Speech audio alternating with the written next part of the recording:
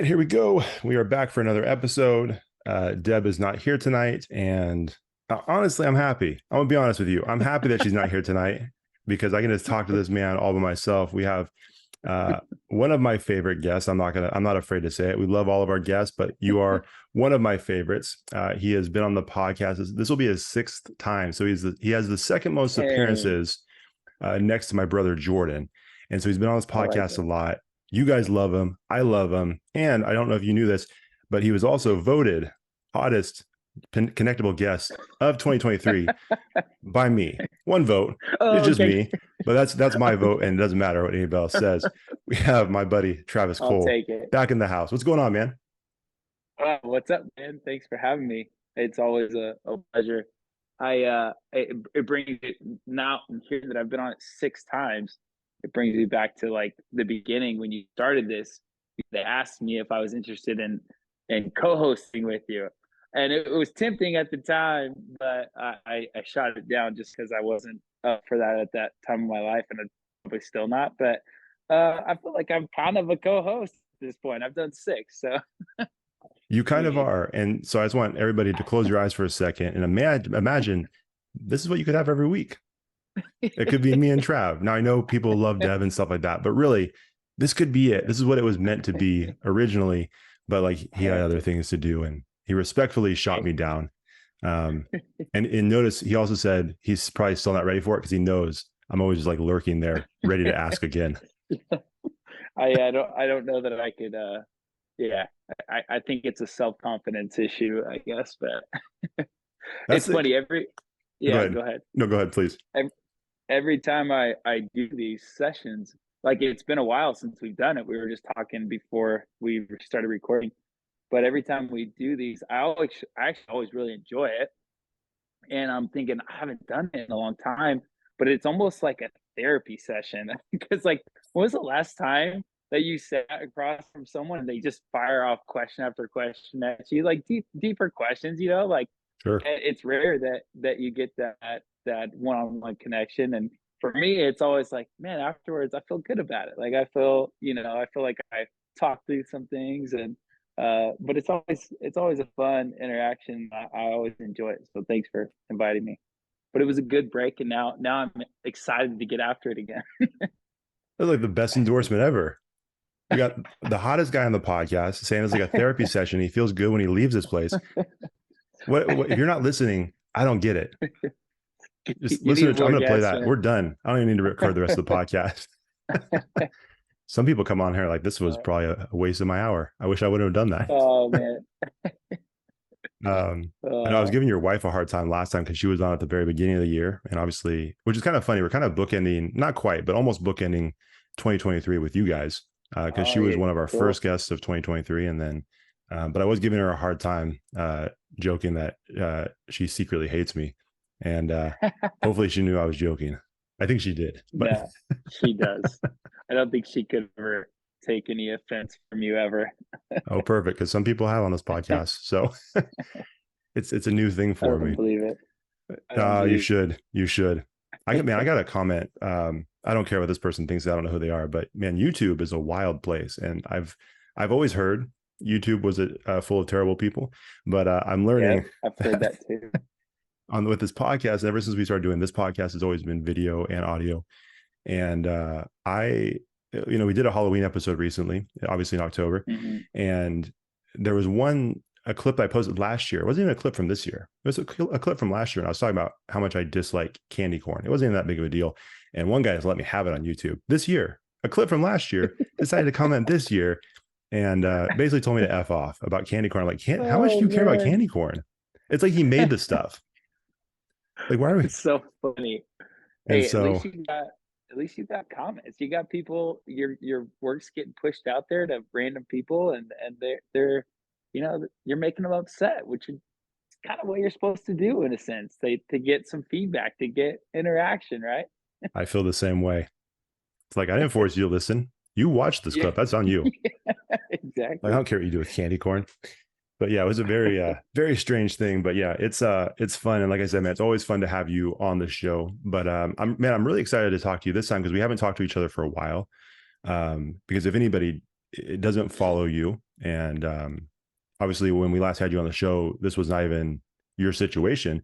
You moved. You were living in Sacramento, Yeah. and now you've moved. Can I say where you live? Is that okay? Yeah. I don't care. I should have Yeah. asked about that. Yeah, I figure your business Oh, is I out there care anyway, less. so you know. Oh, yeah. Tennessee, right? I don't know exactly where in Tennessee, but out in Tennessee, which is pretty cool. So it's I'm excited to talk about everything that's going on with you, man. Yeah, we're excited, man. It's been a huge transition. I grew up in Sacramento. We moved from Sacramento when I was young, about 6 years old, till about 10, and then moved. We lived in Nebraska for 4 years, and then we moved back to Sacramento, where my dad took on the pastoral role at Capital Christian, and so since 10 years old, all the way till I turned 39 this past year.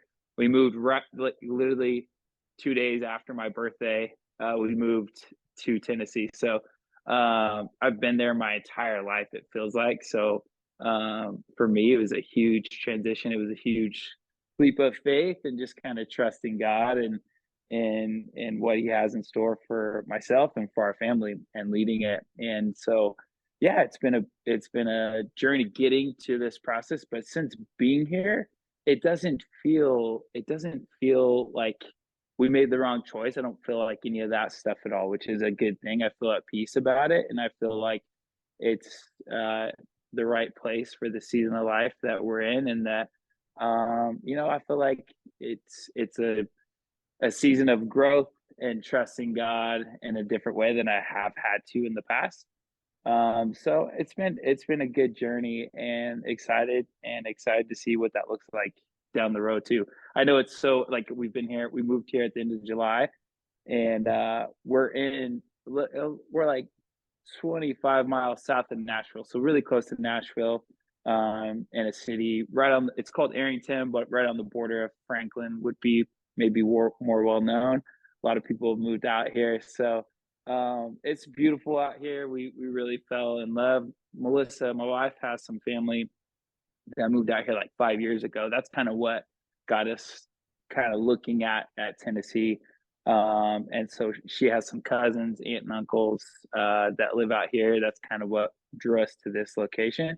And yeah, we love it. We live like 2.5 miles from a couple of our cousins, so we spend holidays there, or we did spend the holidays there, and we have a lot of fun hanging out with them too. So we haven't had that opportunity in the past, so it's been cool. That's awesome, man.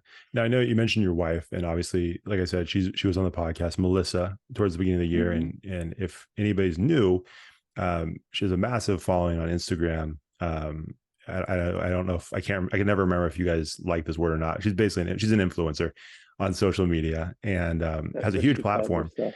And I know as you guys were getting ready, I know there was a lot of talk early on about you guys potentially moving and where you guys should move. And I think Arizona might have been one option. Hmm. Obviously, Yep. Tennessee is where you guys ended up. But because she puts that stuff out there, and she'll get suggestions from people, right? She'll say, "Hey, does that type of stuff?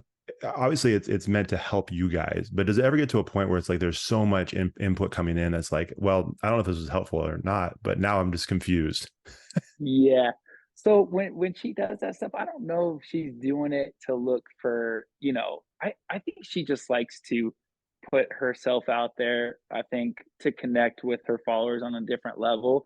Sure. And for me, like I would never go that route that she does that sort of thing. That's Yeah. just not my personality.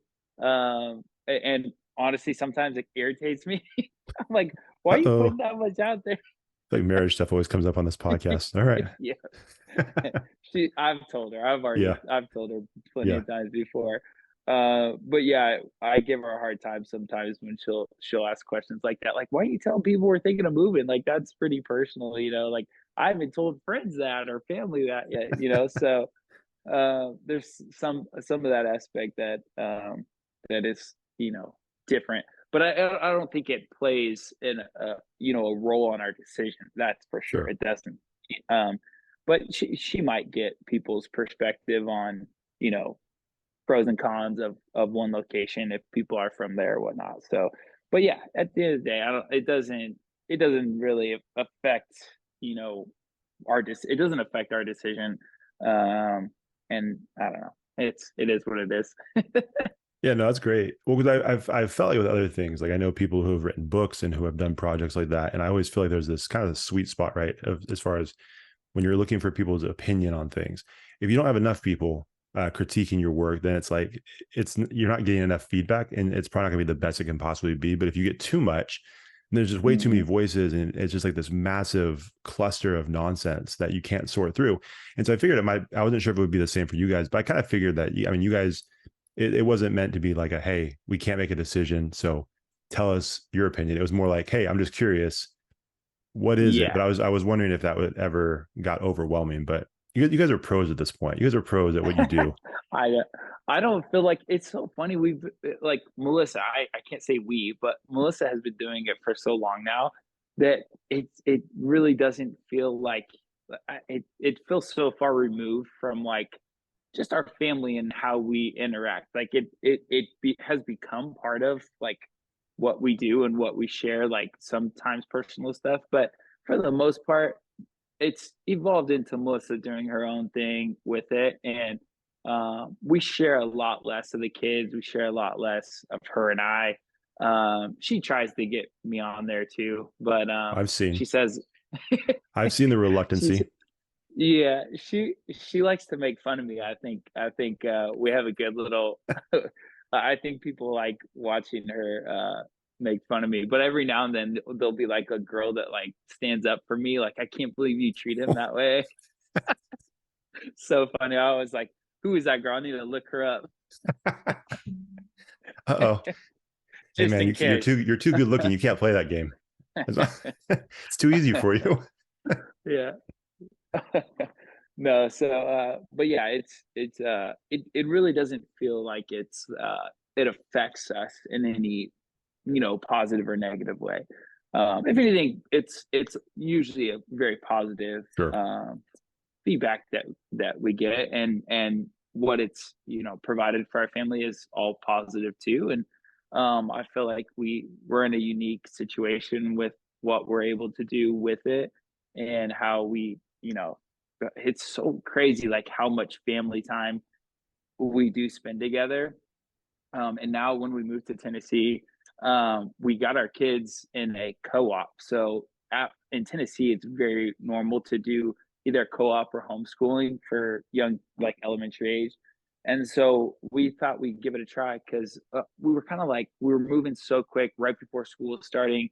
We just thought it'd be a lot, just on the kids, having that transition, hopping right into a new school, new church, new sports. Like all that stuff. So we were kind of like, let's just like take it like ease into it and have them do the homeschool. So they go 2 days a week to a really small Christian school, and then the other 3 days I teach them, which I have Let's no go. qualifications to teach. But but it's honestly pretty easy, and I don't feel like it's like I'm not I it's it's very easy from what I'm teaching them and stuff. So I don't think I need big qualifications on it, but we'll see if they ever go back into regular school. They're gonna realize that I wasn't that good of a teacher, so that they don't know how to do a lot of different things, but we'll see. Man, that'd be tough. They're gonna argue with the teacher. Like, you don't understand. My dad said this is how you do it. Yeah, Well, yeah, your dad exactly. might have been wrong. Hey, good for you, man. I would. My wife's a teacher, and there's a reason I'm not because that would be Yeah, terrible. I'd be terrible at it. dude, we've done it for since August, and I question it. I often question it, like, what are we doing if we made the right choice as far as that goes? But we said from the beginning we'd take it year by year or Sure. semester by semester if it's that bad. But we're gonna stick it out for the whole year, and then decide if that's something we want to do. And kids are getting more comfortable and you know meeting new kids, and so if they have a friend that might go to a particular school, it makes it easier, obviously, and stuff. So, but the schools out in Tennessee are, I mean, people move here from lots of different states for their schooling because the kids' schools, like public schools, are so good out here. They're like top rated in the country, Sure. specifically in our county that we're in. And so it's like we have no problem putting them in public school, which we were hesitant about doing that in California. Sure. Um, just with, everything that's pushed these days. So, but yeah, it wasn't like we're very open to it out here. We're looking at that and Christian school too. So we'll see, or private. Yeah. Yeah. Gotcha. Yeah, no, there's a lot. Yeah. And I know that's one of the big reasons why people do end up moving out of state, because of a lot of times I feel like at least the people I know, does come down to the schooling thing with their kids. And there's that goes into that. So um, Totally. that's awesome that you guys are in that situation. I do, this does bring me back, which is kind of wild. I don't think I mentioned this at the beginning. I meant to look back when you were first on our podcast, but it was actually around this time of the year. It was Christmas time when we first started our podcast.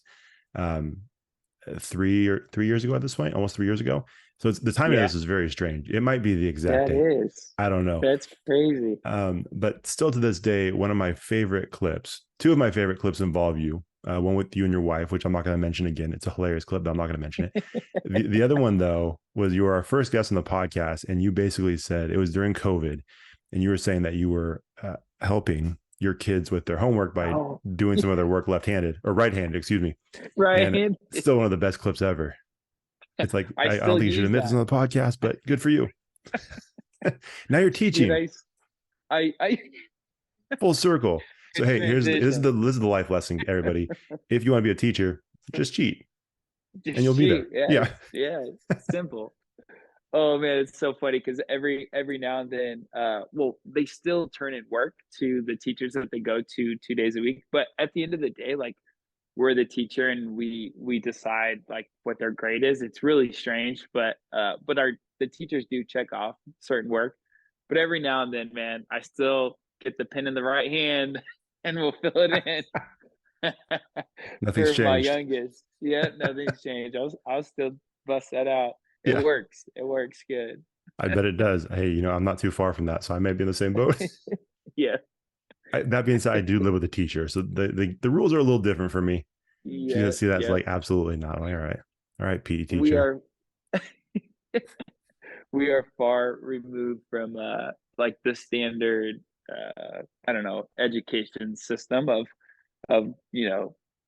good grades, go to college. Like Mel and I didn't do college. We did a couple years of it. So we're not pushing our kids to do that. Yeah.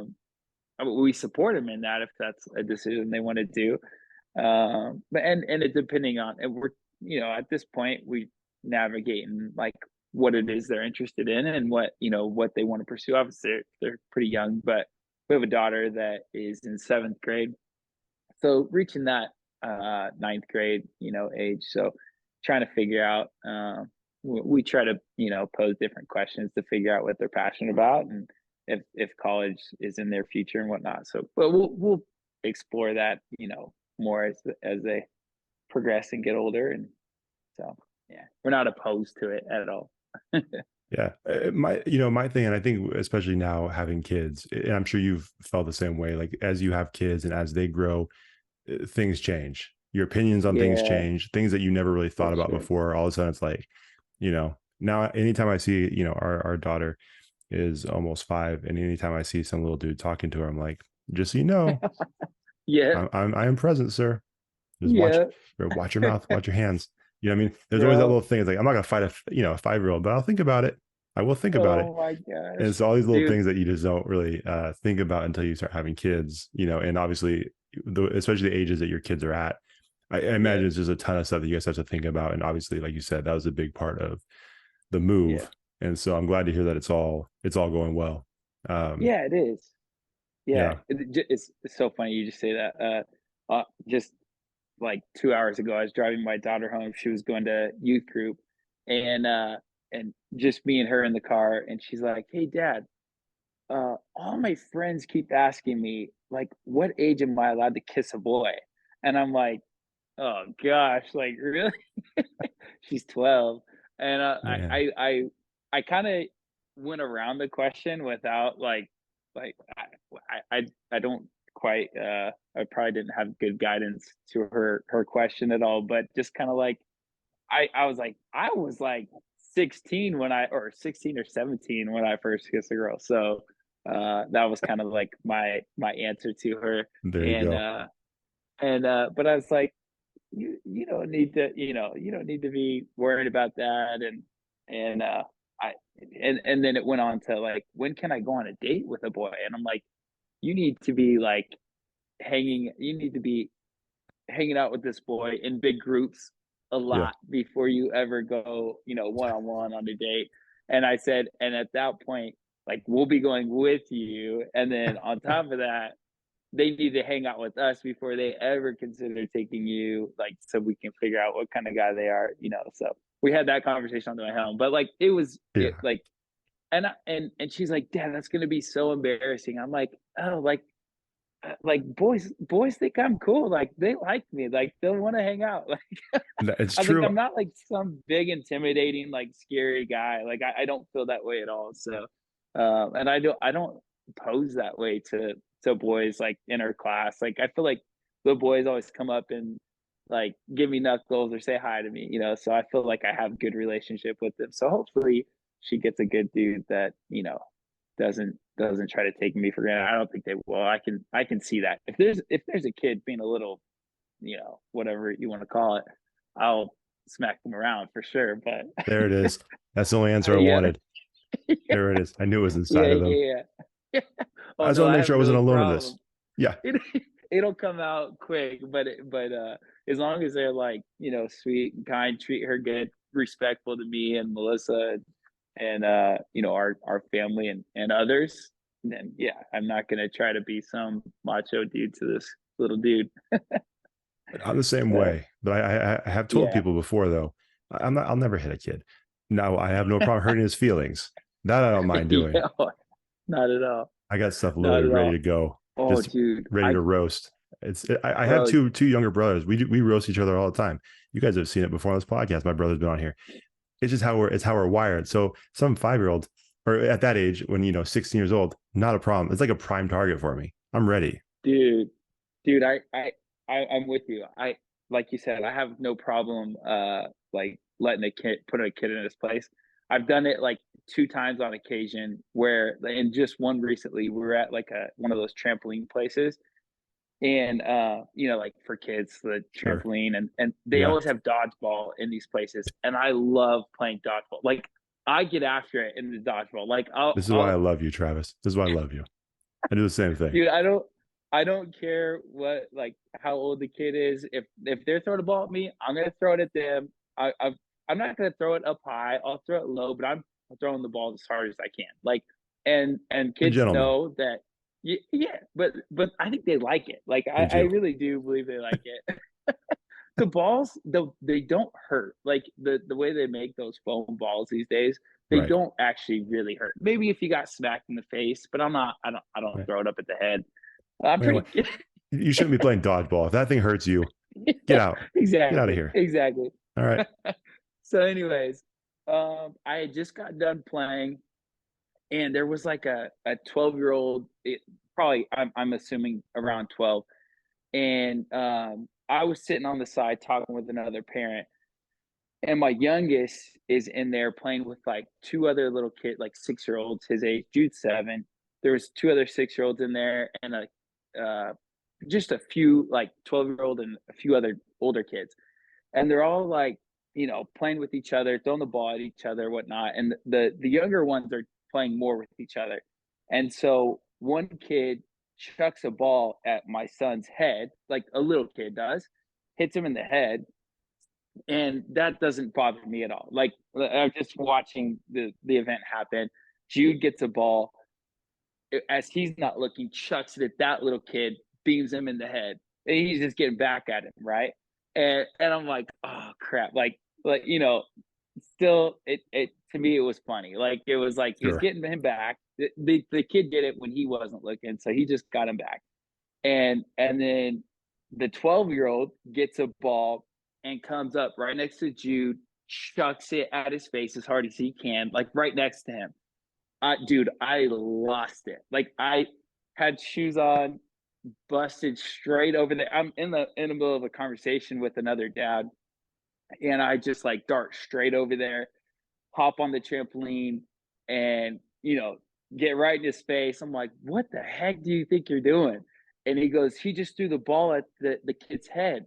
I'm like, you think that gives you the right? I said, that's like me getting the ball and throwing it as hard as I can at your face right now. Do you want me to do that? No, sir. No, sir.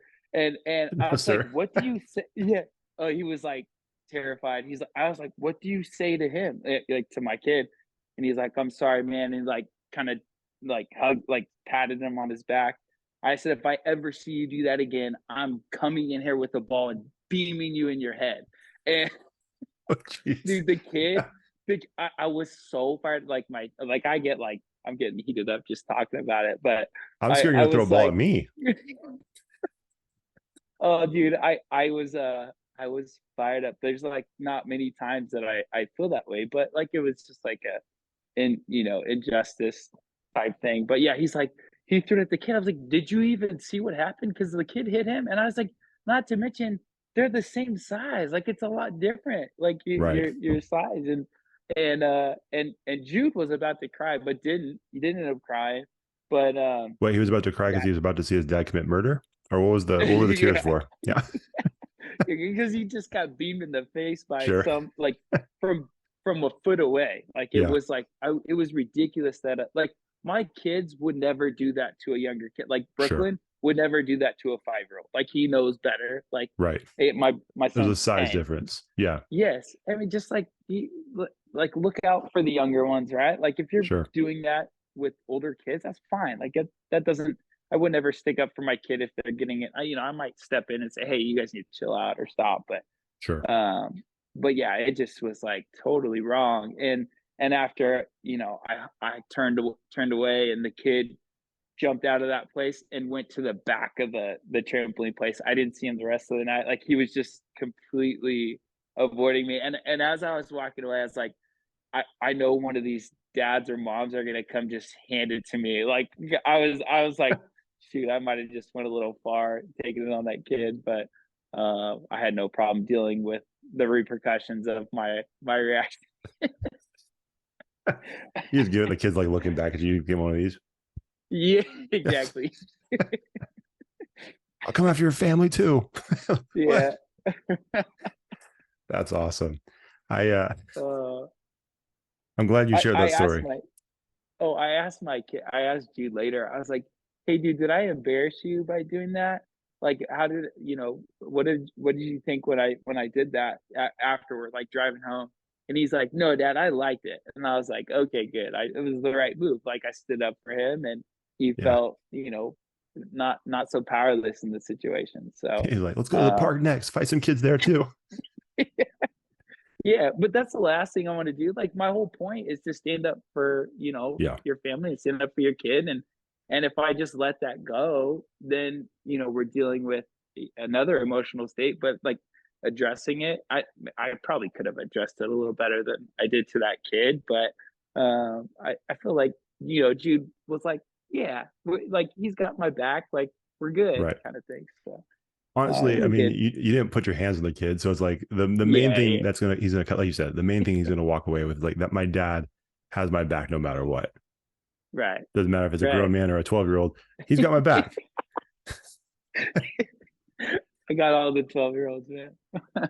That would have been funny if it turned into like some some game warfare where this kid comes back with like he's like, come on, boys. It's like 10, So 12-year-olds ready, like, that's the guy. yeah. Oh, You're in the news as I you would have spot taken. 10, 12-year-olds. Oh, bro. Oh man, they know me. The workers know me in there for I for bet they playing do. dodgeball. Cause no, I was in there with Ella and her friends. I took Ella and I think she had like three of her friends with us, and they just started playing dodgeball, and I'm sitting there watching them. But before you know it, like if one little game of dodgeball starts, it'll bring like 20 kids. Like everyone wants to start playing dodgeball if someone starts playing dodgeball. So the girls are playing, and then all of a sudden, before you know it, there's like 10 boys in there, and now they're trying to do girls versus boys, and the girls are getting whooped on. So like I get out there, and then me and four girls take on like 10 little boys and just demolish them. Just So start like, dropping them. but it's like I love it for that kind of stuff. Like I love the underdog. Like we're gonna get after it. Man, I'm glad I've missed these conversations because I'm the exact same way. I'm 35, Yeah, and let me ask you this because I've said this before, and I feel like you're in the same boat. Maybe not, but I think you are. I've always said like the one thing I'm gonna try to stay in the best shape I can so I can run around with my kids as long as possible and play every game, run as fast as they can. Hopefully they run yeah, faster than me at some point. And then, you know what I mean? Like I can I'll never get winded because I'm just like, I don't have to like, oh, I need to take a break because I'm about to die. Like I always want to yeah, be that dad to them. Right. And I've told definitely. Rachel, I said, just so you know, there's probably only one way this ends for me. And I'm probably going to tear an ACL. I'm probably gonna like it's gonna be a For massive injury. sure. It's gonna. So do you feel that way? Because I feel like I'm not gonna be like, oh, dad's tired, I can't play. It's like I'm at one way out, the massive Yeah, injury. That's all that's gonna happen. yeah. It So probably will happen. I was literally just playing basketball with my boys, and we were playing on that. We have a hoop in our driveway, and we were playing on like I think it was. I want to say it was 9 feet, but I think it was 8.5. Like, but it might have been 8. They're like, "Dad, can you dunk?" I was like, "Yeah, I can dunk on that. Like that's short, right?" And I go and I don't I the first one I didn't dunk. Like I got it up there, but bricked it. And then the next one I jumped extra hard to get it, and like my glute like just went out. I was like, "Oh dear God!" Like I think I just jacked up my glute. Like when was the last time you tried to jump really high? Like that's not a movement you're used to doing, right? Like no, not at all. yeah, yeah, I could never like jump very high. That motion is not. It's foreign to me. same man. I've been lifting and like still running, but like jumping, like and like a full, it it wasn't good. But I actually feel fine today, which I was really worried that it was gonna like ruin my ability to run or whatnot. Man, I've had a couple of close calls. There was one recently. We were at Rachel's parents' house, and her sisters. One of her sisters has two boys and a girl. Her other sister has one boy, all kind of around similar to our kids' age. And anytime we're all together, I've said this before. I'm the fun uncle. I don't mind saying that. I'm the fun uncle. And Right. so it always, especially with their boys, it always turns into a scrap. Like someone's trying to punch me, someone's trying to fight me, try to tackle me, and it's fun. I love it. But the other day, I did bend in a weird way, and I felt like like the back of my hammy kind of like ball up. I'm like, I'm like, oh no. And then they were like pretending like I was a monster. I'm like, ah, they're like, oh, here he comes, and really I was just in pain. I'm like, oh no. So I had to like stretch it out for a minute. I was like, I'm gonna get you, and like I'm gonna fall. And luckily it was all good. I think it was just a little bit of a cramp. It went away, but like any of those Yeah, little things start making me worried. I'm like, this is it. This is the totally. injury I've been talking about. Yeah, But no, it's they're man, I bound to can't help happen. myself. I can't help myself with that stuff, the dodgeball stuff, all that stuff. But I'm glad you told that story because I had a story that I wanted to, when next time I talked to you, I was like, I'm gonna mention this to Trav because I had a similar story. However, it did not end up did not end up well Oh, like yours did. oh, Um, we we gotta hear this. the funny thing is you're actually kind of connected because we took our kids to Wacky Tacky, which I remember reaching out to you and said, hey man, I know you've taken your kids there before. Yeah. Is it worth it? And you're like, yeah, the kids will love it. I'm like, cool. So we went, and at the time my daughter was 4 and our youngest daughter was 2. And obviously kids are running around. It's crazy. It was during the summer. You expect that a lot of wacky stuff happens. Well, I was with our youngest daughter and I was kneeling to tie or not tie her shoe. I was kneeling to kind of fix her pants. And so she was right in front of me. And all of a sudden, out of the corner of my eye, I see this kid come up and he stands right in front of her. He's older than her. And with two hands, he takes his hands and shoves her to the ground right in front of me. Yeah, yeah, And I'm like, hey, bro, what are you doing? I was about to lose on this kid.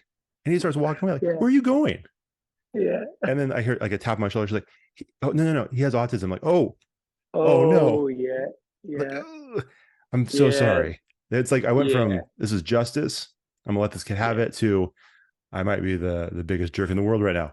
yeah. Like now I feel like I'm gonna kick out You're of gonna wacky go play tacky. with him. Yeah. Yeah, I'm like, I I'm so know. sorry. And then I kept passing Yeah. that mom, like I passed her like 10 times the rest of the day. I'm like, I'm so Oh, sorry. I'm so sorry. yeah.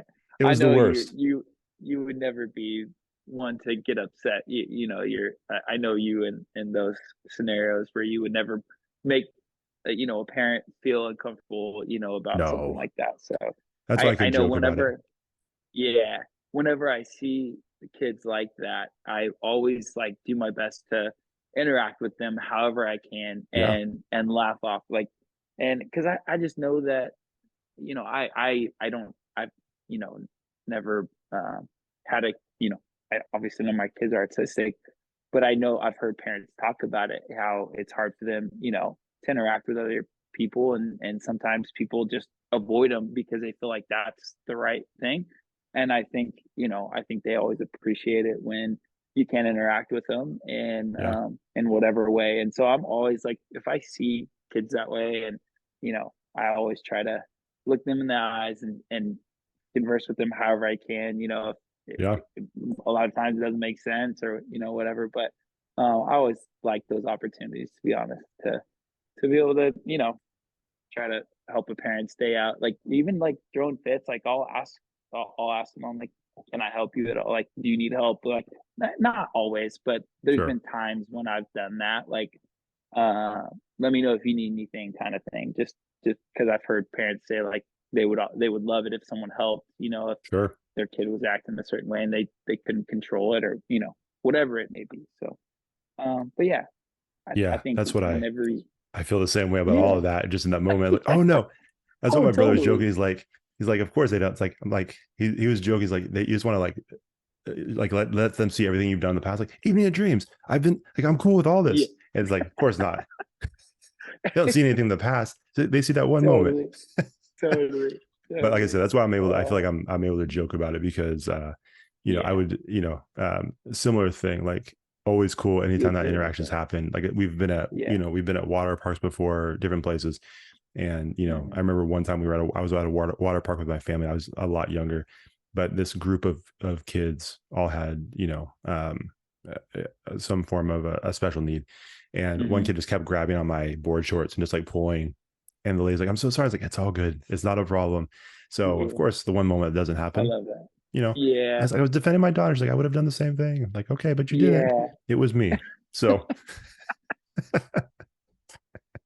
Oh man. so Yeah, good learning those are hard experience. situations. Yeah, Yeah, good totally. learning experience. It Yeah. just happened. It happened so No, quick. I saw my totally. daughter go to the ground. I'm like, hey, and it's like, oh, all right. Yeah. And Yeah, then it's you're like every looking at time, your child too. right, So right, and then yeah. everything. Like I said, every time I saw that mom again, it was like it became more and more apparent that she had a kid with special needs. I'm like, oh, if I would have seen this Yeah. first, it would have been Yeah, fine. I would have exactly. known. Yeah. But she had Yeah. like the special bag. She had the special equipment. I'm like, I didn't see any of this. I just saw a kid push Right. my daughter. Well, there we go. We won't go. We won't go be going back to that wacky tacky again. We'll go back to a different one. Oh man. Hey man, I wanted to just take this in a little bit of a different direction instead of me bullying kids with special needs. I was thinking, uh, Me too, bullying other kids. that's okay. I didn't expect Wonder this what to. clip you're gonna use. Wonder what clip you're gonna use for Instagram, man. Probably not that one. Well, maybe now the dodgeball one. I'm done. I'm going to use that one. Of course I am. I'll cut it before my part. They know.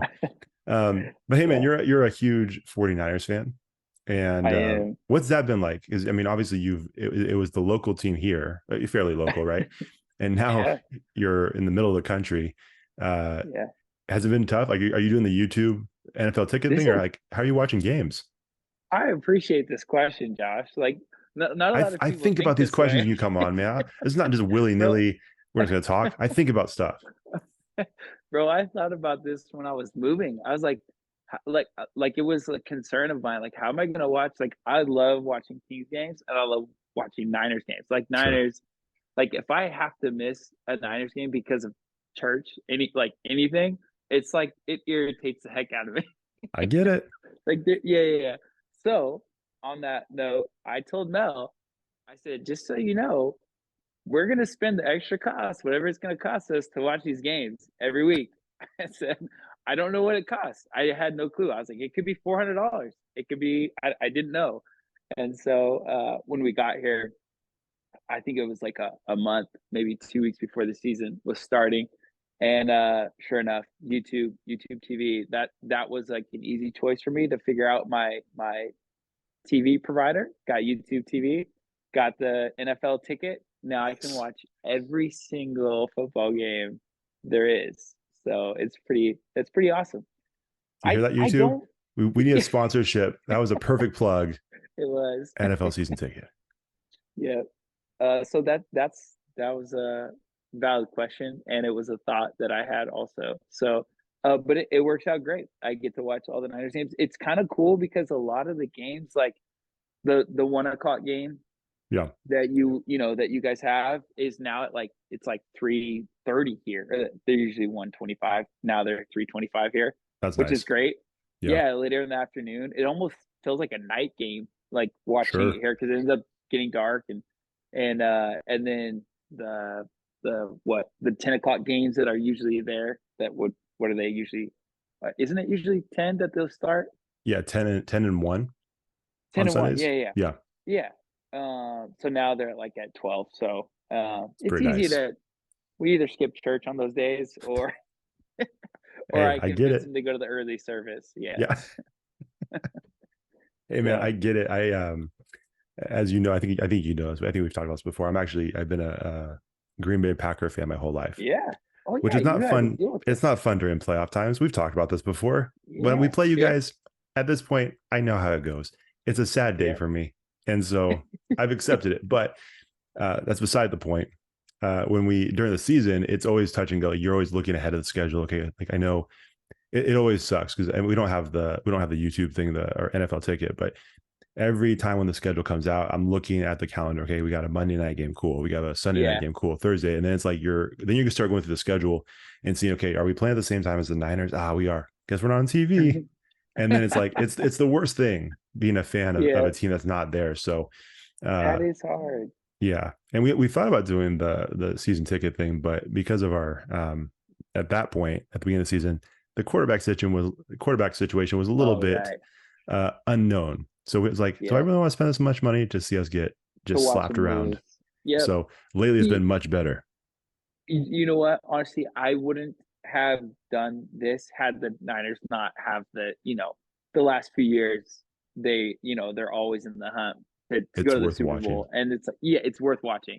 Sure. But in past seasons, there's plenty of seasons that like I stopped watching the games because it just I usually am irritated. They're not playing for a playoff spot, like that kind of stuff. I care less. I'm a lot less invested these days. I'm very invested.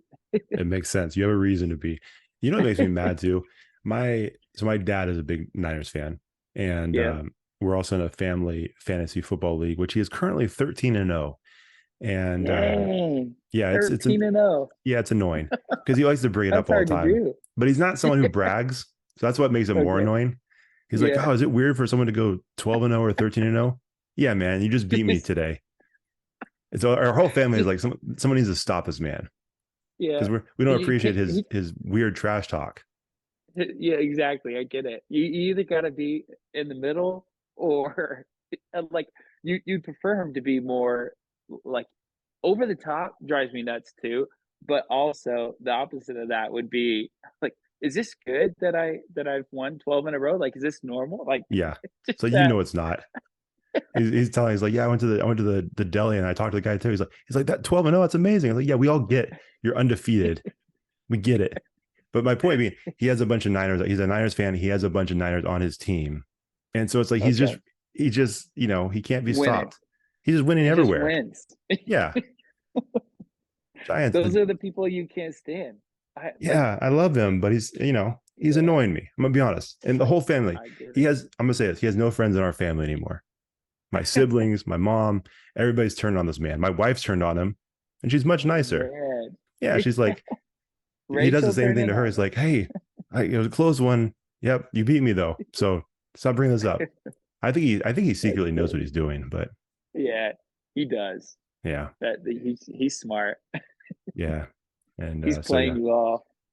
I've already had some conversations. I probably shouldn't air this out, but I'm gonna say it. I've had some conversations with people that are probably not gonna make the playoffs. I'm like, hey, I could use some quarterback help. If you get knocked out of the playoffs, just float him out there for me. We got to stop this Yeah, man. yeah. This makes me Now it's a sick. collective. Yeah, Well, it's collective to try to get him.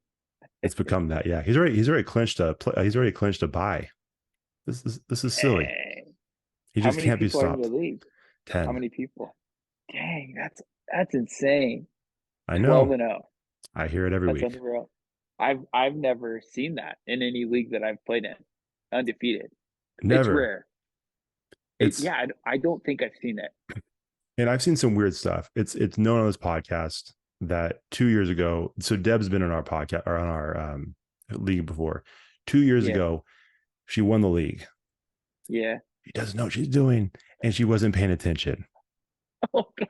And I don't mean it's like she checked in every once in a while. She did not Yeah. remember her login information at all. Oh my gosh. And so and She I've told a didn't story. ever change the lineup. She never changed the lineup once. She didn't do anything. She didn't do anything. How? It's a miracle. It's a miracle. That's unreal. You And guys so all are terrible, man. it made me doubt myself that year. I'm like, I don't know if I should play this anymore. Between her and my dad, I'm like, I don't even know why I'm doing this to myself. Yeah. I'm terrible at fantasy football. But and so I've told the story a million times on this podcast, but it was around Christmas time when that league wrapped up. We did a little bit shorter, so the league was over. She won. And it made it worse. She beat my brother Jordan. And it's like he's like, this sucks. I don't even know why we invited her. But she came over to our house to drop off a Christmas present for me and my wife. And so we were kind of chatting a little bit, and then she was walking out. I said, "Oh, by the way, I'm sure you don't know this, but you won the league." She's like, "What?" She's like, "Oh my gosh, I need to find my login information and check it out." Like, it doesn't matter. What? It doesn't matter. Thank you for the present. Please leave my house because you make me sick. That's hilarious. And it was the most bizarre thing I've ever seen. It just like she had the perfect lineup that could carry her through. You know, I think it was a year that Dak Prescott was putting up crazy numbers, and the week probably too. A couple, and it was just ridiculous how that worked. So that's nuts. I'm all fired up now. Or fantasy football. Shouldn't have brought it up. I get it. I haven't done fantasy for the last 2 years. Like it's weird. I was always in one, and I guess it just kind of fizzled out. Like a lot of the guys were kind of like that. They weren't setting their rosters and kind of just fizzled out. But I won that one. I've won it one. I've won fantasy one time. And you know what's funny? Is the 1 year I didn't draft. It drafted for me. See? So there's something to it. Yeah. There's something to it. Like after the first couple games, obviously I always would set my roster and like I'd pick up players on waivers and stuff. So it wasn't like I abandoned it, but it did pick my thing, and that was the 1 year I won, which is pretty funny, kind of similar. And see, those are the stories that make everybody mad. Like if my dad wins, everybody's gonna be upset. He can single-handedly ruin Christmas with this. I don't think he realizes that. I don't think he cares. That's fine though. That's fine. We're just your family. Not a big deal. So, hey, I did want to ask you, man, sorry, I'm just like all over the place with these topics, but kind of staying in the football world. You basically jumped into coaching football right when you moved. We did. Which is cool, man. I'm glad you did that. It seems like, you mentioned the college thing before. I think it seems like your boys are on the way to a D1 college. Breaking ankles out there. But what made you decide to want to coach that quickly? Because I think some people will be like, oh, let me get my kind of bearings straight. Let me kind of get used to everything, get everything settled. But I mean, you guys, at that point, you guys weren't even in a house yet. No, yeah. Or your house. You were in a house, but not in your house. And we were in an Airbnb. Yeah. And so you're like, no, cool. I'm going to jump into the coaching football thing. So what was that like, jumping into a completely new culture, a new city, and coaching? Yeah, it was honestly wild, but it was like really smooth and transitioned really good. And I think that was like really like it feels like we just ended football season. It was like an amazing experience for our boys, for me, for our family. Like our whole family, would always come out every weekend and watch football, and it was like so much of us getting here. It kept us busy. It kept us like looking forward to something. But yeah, it was.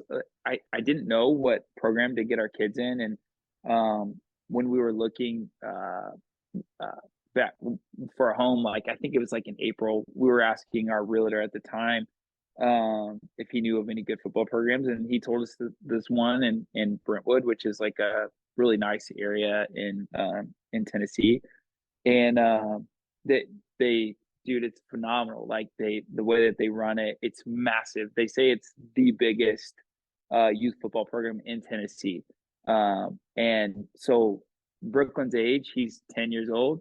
Um, and it's for 9 and 10 year olds uh, for his age group. So they have it by like uh, 7 and 8 year olds, 9 and 10, 11 and 12, and they even start earlier too. But so like Brooklyn's age group, they had 200 and I think like 15 kids register. So they had 250 kids. Like most people have a cutoff. Like you can't have more than 30 kids in the program. They cut it off, like the registration. And that's what I'm used to where we came from. Sure. But this one, they will never cut it off. Like the program has had up to 600 kids from the youngest to the oldest, just in Jeez. one team, like one organization. And so what they do is they'll split it up, like with those 215 kids. They end up creating 12 different teams for the age group, and they limit it to like they don't want any more than 18 kids on a roster because they want everyone to play a lot, which is like it's so funny because I came from like, hey, we need at least 25, so kids like if kids are getting hurt or not showing up, then it really hurts your team. If you're stuck down to small numbers, like 16 kids can be challenging. Sure. But out here, it's like everyone's really invested. Every family's always at practice, always at the games, so they're always showing up. And but yeah, it like 18 kids per team. They needed coaches because they had so many registers. So I had originally signed up just to when I registered my boys, I just signed up to like they asked, "Do you want to coach?" And I said I would do an assistant coach. And then when we got here, they were like, "Hey, we're short 3 coaches. Does anyone want to step in and be a head coach?" And so I raised my hand. I was like, "Hey, if you need someone, I'll gladly do it." Like I have experience, but it was an interesting, thing going into a new program, like figuring out how they do it because they do evals, like evaluations for a week and a half. So, you watch 215 kids do drills every day for a week and a half. And then at the end of that, you draft them amongst these other coaches. And so it was fun. Like it was a really cool process. It's like NFL combine, like you're Sure. scouting out all these kids and you got to figure out it. And it was so new to me. Like I had never done that before. And I learned a lot through that. But it was a really fun process. And the program that we're in, we think and love it. Like it couldn't be any better for our boys, for us. And That's yeah, awesome. head coached it. Like it was really cool experience for me. Yeah, really enjoyed it. That's cool, man. And it's fun. It's fun to hear kind of how all that worked out and the way it worked out for you because I think it was on this podcast. Maybe it was you were a guest on my other podcast as well. Um, Mm. and I think you were talking not to this I guess is where it kind of goes into the therapy session, like you mentioned, but you were kind of mentioning like finding like a purpose in something, right? And trying to Right. find what your thing was. Because I think you even mentioned like sometimes at that point you're like sometimes you weren't really sure what that was, and you thought maybe Yeah. coaching was that thing. And so obviously for me, following you on social media, it's cool seeing all the videos of the coaching, your sons, playing with your sons and practicing with them and all that stuff. But Hmm. man, even the fact that you're just like, hey, I'm going to sign up to be an assistant coach. And Yeah. then all of a sudden these 3 spots opened up. I was like, hey, we actually need you to do more. And the way Yeah. that worked out was it just meant to be, you know what I'm saying? So Yeah. it Yeah. to me, it's like, Totally. that's where you're supposed to be. So I love seeing that, man. Yeah. Yeah. No, it's so funny. I go back and forth on head coaching my kids because I think there's just an interesting dynamic when you are head coaching your kids in any sport. And I think your kid, like my older boy, Brooklyn, 10-year-old, he responds really well to me when I coach him. My younger one, he's 7, and he's just a different personality, and he doesn't listen to me as well. And but he does other people really well. Like he is very respectful to his other coaches and seems to learn better from them. So it's so funny because I'm always like, man, next year maybe I need to stop coaching Brooklyn and coach Jude. But at the same time, like I don't know that that's the right move, at this season because he does actually do better with other people. On the flip side of that, Brooklyn, I don't want him to get so used to only getting coached by me that, he it's hard for him to be coached by others, which I don't think he is that way at all, but I just don't want it to, I don't know, hurt them in the long haul somehow. And, I'm always very mindful of how it plays into them as an athlete, as a kid, as being father son still. Like, does it change our relationship? Like, I'm always watching just different podcasts, listening to different things on, mistakes that you can make being a coach, of your kids. And so I'm always like trying to learn new things. So I'm like, what to say to my kid after a game, if he played really good, if he didn't play good, like how to interact with him on scenarios like that. And I feel like every year I feel like I pick up something new that helps me and helps them too. But it's been really cool. I look forward to football specifically every year. That's kind of what I coach them in because that's what I loved. And I would coach them in other things, but so far they haven't needed it. Like there's been other coaches that step up for basketball and stuff. And to be honest, it's like a good little break for me, and I think for them too. So Sure. yeah, yeah, That's awesome. That is an interesting that is an interesting dynamic because for the longest time, my dad was my coach going yeah. through, baseball programs and stuff like that. And I feel like you're probably the same way as far as this, where I think one of the things that benefited me the most from having him as a coach was the fact that, because I mean, and you've been around sports enough and this is how it goes. There's always that coach's kid thing. Hmm. And I think it becomes a problem when the coach doesn't have a realistic view of their son or daughter, and they Hmm. see them in a certain way, or they see them through the lenses of what they wish they were, and that's when it Totally. becomes a problem. And my dad Hmm. was never like that. In fact, I always tell people when it comes to this stuff, I remember one of my first times when I was first eligible to be on an all-star team. Hmm. Um, Somebody asked, "Hey, would you want to coach?" He's like, "No, nah, I don't think so." He's like, "Well, if you coach, your son was automatically on the team." He's like, "That's the problem." He's like, "He doesn't deserve to be on the team right now. Exactly. He's afraid of the Yeah, ball. He can't hit. He's not." I He didn't love say those that. things, but I mean, Yeah, yeah, yeah, we knew what he was thinking. And so it's yeah, like, yeah. he's No, it like, he's makes not ready sense. to be on That's a his team. realistic. Right. And Yeah. so I always appreciated that, especially as I've gotten older, the fact that he would do that. And so, especially when it came to, we always felt like when it was being his son, being the coach's son, no one ever came up and said, "Hey, you're only on the team because of this." Hmm. They knew that he wasn't like that. And there was plenty of times, I think twice in my life, where he's like, "No, he should not be on this team because he's not ready to play at that level. Hmm. It'd be cool, Right. but he's not ready." And so I feel like that's where, to your point, I think that's where that can become a weird thing, is having, coaching your son. And I think as long as coach has a solid view of that and is not, I guess putting their Right. wishes above what the reality is, then I Hmm. always feel like I don't think that's a problem having coaching your kid. Now I do think, like, for myself, there definitely was a competitive point where I think my dad's like, "Okay, at this point, I've kind of taken you as far as I can as far as a coach. Now Right. you need to hear Yeah. other voices because they have Yeah. more experience, more knowledge about the game." And so, you know what I Right. mean? So it's like, but even that, some people can't let that go either. It's like, I'm the Yeah. only voice you can hear. And if it's not Totally. mine, then Yeah. like that dude doesn't know anything. It's like, well, that guy he played Major League Baseball. Of course he knows something. Well, listen to that guy, you know? Totally. Oh, it's so funny because I like even so last year was the first year I didn't coach my kid in a sport. And it was basketball. It was the first year that Brooklyn played basketball. And I was sitting in the stands, and I'm like he was looking at me like in the stands, and I would holler different things at him, uh, you know, like do this or do that. Like, and now and I heard somebody say, when their kid isn't or when I'm not their coach and they're being coached by other people, I don't ever chime in. I don't coach. And so that was like a lesson to me, like this past year, that like I told myself, if I'm not coaching them, I'm not going to be their coach. Like that's not my role. That's not my responsibility.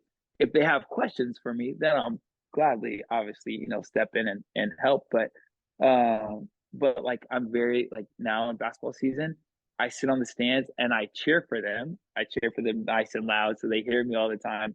I tell them good job, and and like shake it off. It's okay, if they mess up or something, but I don't try to instruct them on doing anything different, and I think that's a good lesson for parents to learn. It's like one of the most, I think that because I can't stand, like, I coach football, and like out here in Tennessee, every parent is on the sideline watching their kid practice. Like, they come Yeah, to the practices. A lot of them, not all of them, but there's a lot sure. of parents on the side, and literally there's always a couple parents every year that's like yelling at them to do something, like do this, do that. I'm like, but can you stop? Like, I actually don't want him to do that. I told him to do this. Like, Right. so Right. I don't want to be that parent to ever get in the middle of, what their coach is actually teaching them. And I see it all the time now that I'm aware of it. I watch all these parents, like, you know, constantly coaching, screaming at them from the side. And I was never like, I never did it with the intent to, like, hey, play tougher, play harder. I was never like that. But I think sometimes you think that you can help them, and you want to help them, so you're trying to do it from a good perspective, or good intention.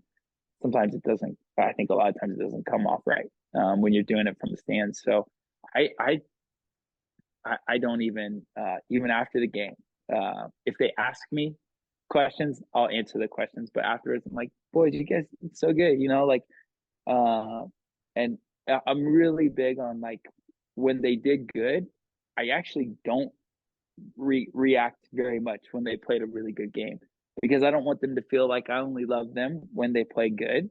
So Mm. when they play bad, I'm actually more intentional on how I respond to them. Like, hey, I loved how hard you played today. I loved how you dove after that ball. Like, I love how you hustled, and how, you did bad at this, but you responded really well. I always find different positive things. So I always want to be very intentional on when they're not playing very good, that I'm very intentional on finding the positive out of it, and not that I'm only proud of them when they played a good game. So that was Yeah. another big lesson I've learned, I think, over the years. But uh, yeah. Mm.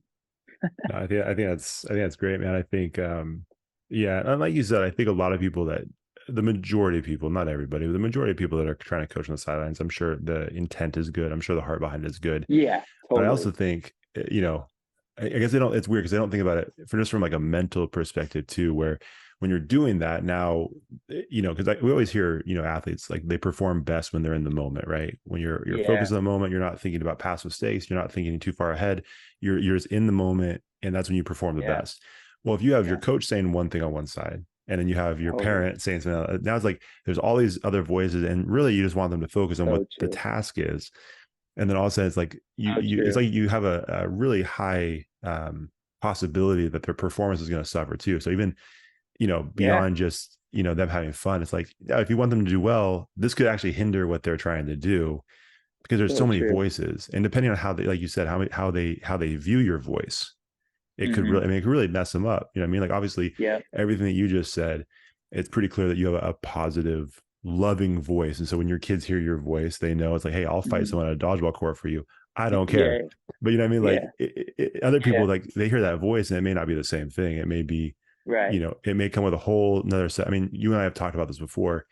When we were working together at Be Change, there was that incident with one kid that was really Hmm. difficult. Well, then one day after the group, we saw his dad yelling at him over the fence and just Hmm. berating him. It's like, oh, Right. this all connects. Like, this makes sense why Totally. this kid's acting this way. And when he hears, you know what I mean? And so Yeah. it could be the same thing when the kid's competing. And so a Yeah. lot of stuff goes into it. But I think that's smart, man. I think, yeah, a lot of people need to hear that.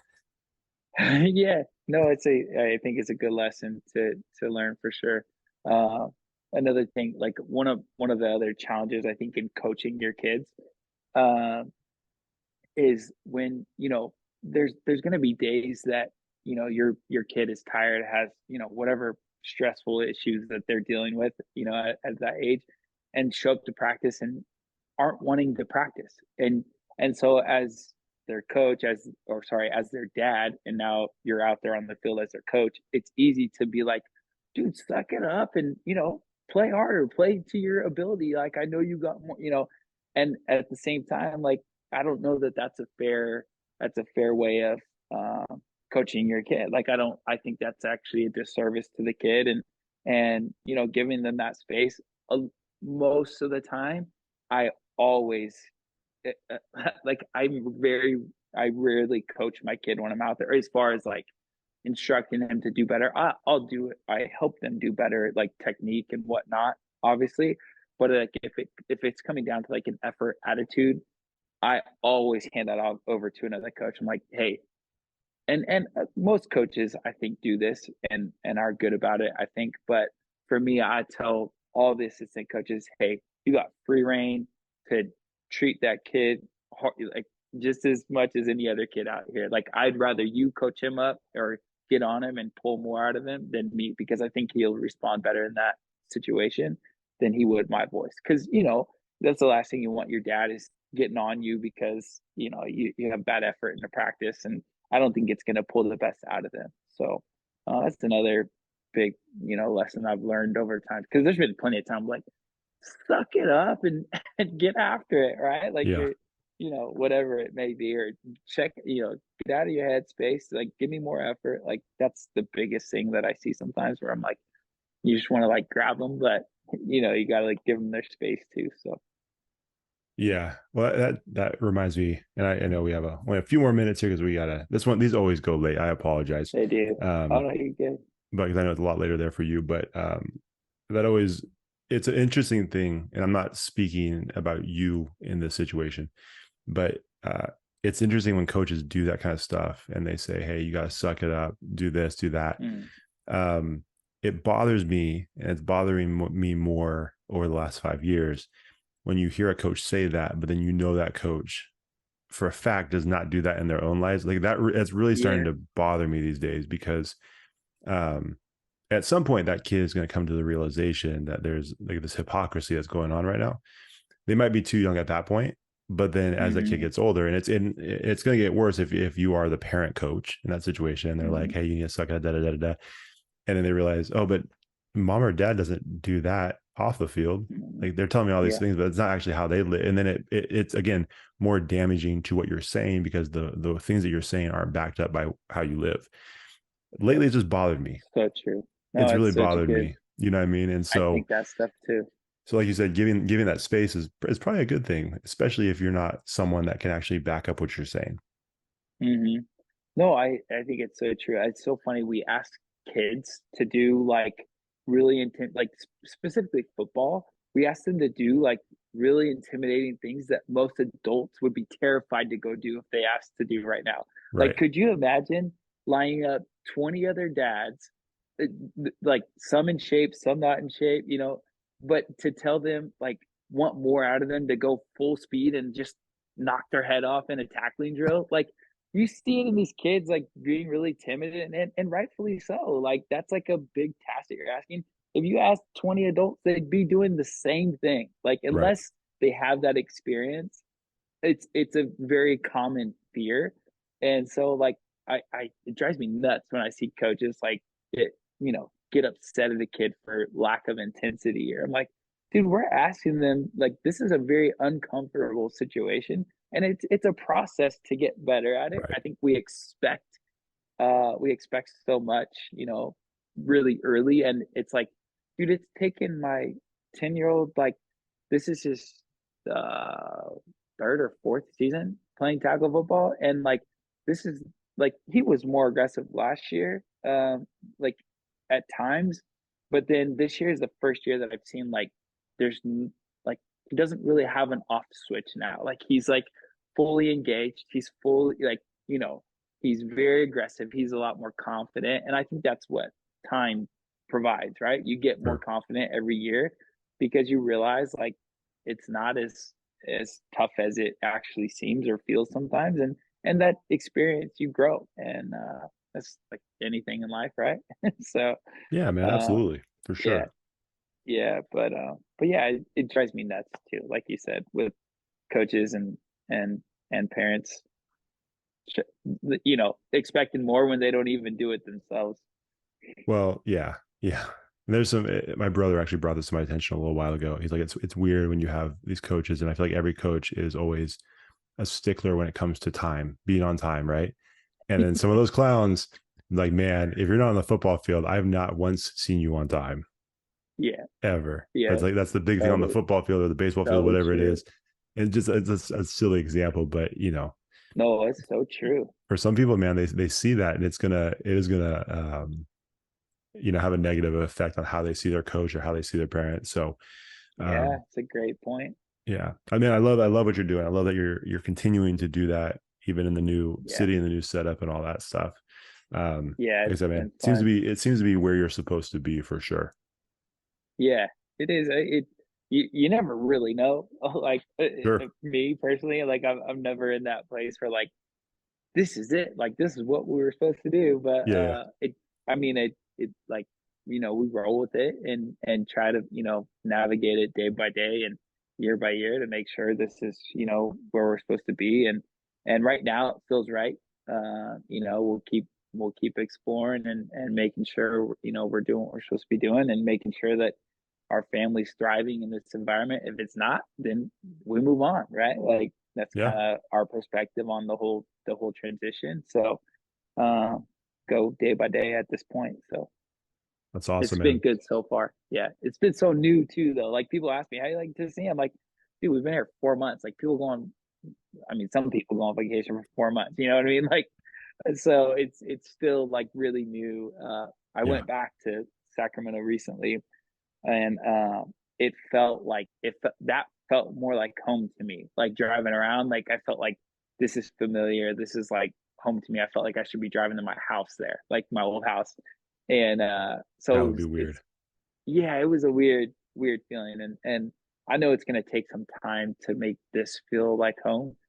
We love like we've got beautiful home. We love our house. We love our area, our neighborhood. Like uh, you know, so I think it's just gonna take time to make it feel like home, but we're excited about it too. So not a negative thing. That's awesome, man. That's kind of a big question for you towards the end of this Mhm. thing, but I realized it was at the bottom of my notes and I just didn't get to it. Obviously, it's called Connectable, and we focus so much on connection. That's why we do what we do is trying to find the connection, but between different things, different people, how people connect with things. And you're in a weird situation. I don't think we've had any conversations like this before, where you lived in Sacramento. You had to, in a way, not completely because of social media and all that, but like you disconnected from what you knew. And Mhm. then you had to reconnect or connect somewhere completely different. And like you said, it's the first time. I mean, I'm trying to put myself in that position because I've lived in Sacramento my whole life too. And so I'm trying to imagine if I Right. did that same thing, what that would be like. And I'm like, yeah, that would be weird for sure. Um, Yeah.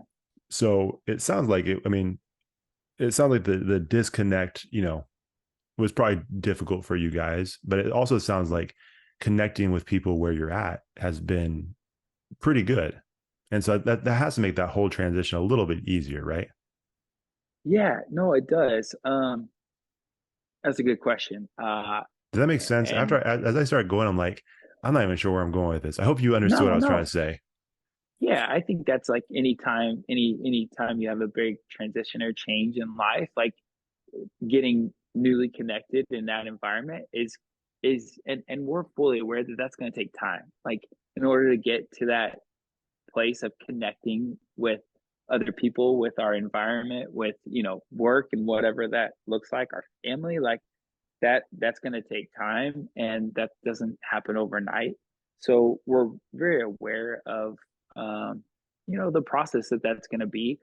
I feel like I said earlier, we did get connected really quick when we first moved here, which was like extremely important, I think, for our kids. I didn't even think it was that important for me, but looking back on it, I think it actually really was important for me because it gave me something to be excited about and something that I actually really connected with a lot of the different other coaches out there. Like there were so many different coaches that you kind of felt like the same team, but you weren't because they were your opponent at the same time. But it was a fun like family environment and like full credit to that program too because it was they run it top notch. But yeah, I think it's one of those things that that was really important for us finding a church that we really liked that we felt our family could grow and in our spiritual journey and even just in our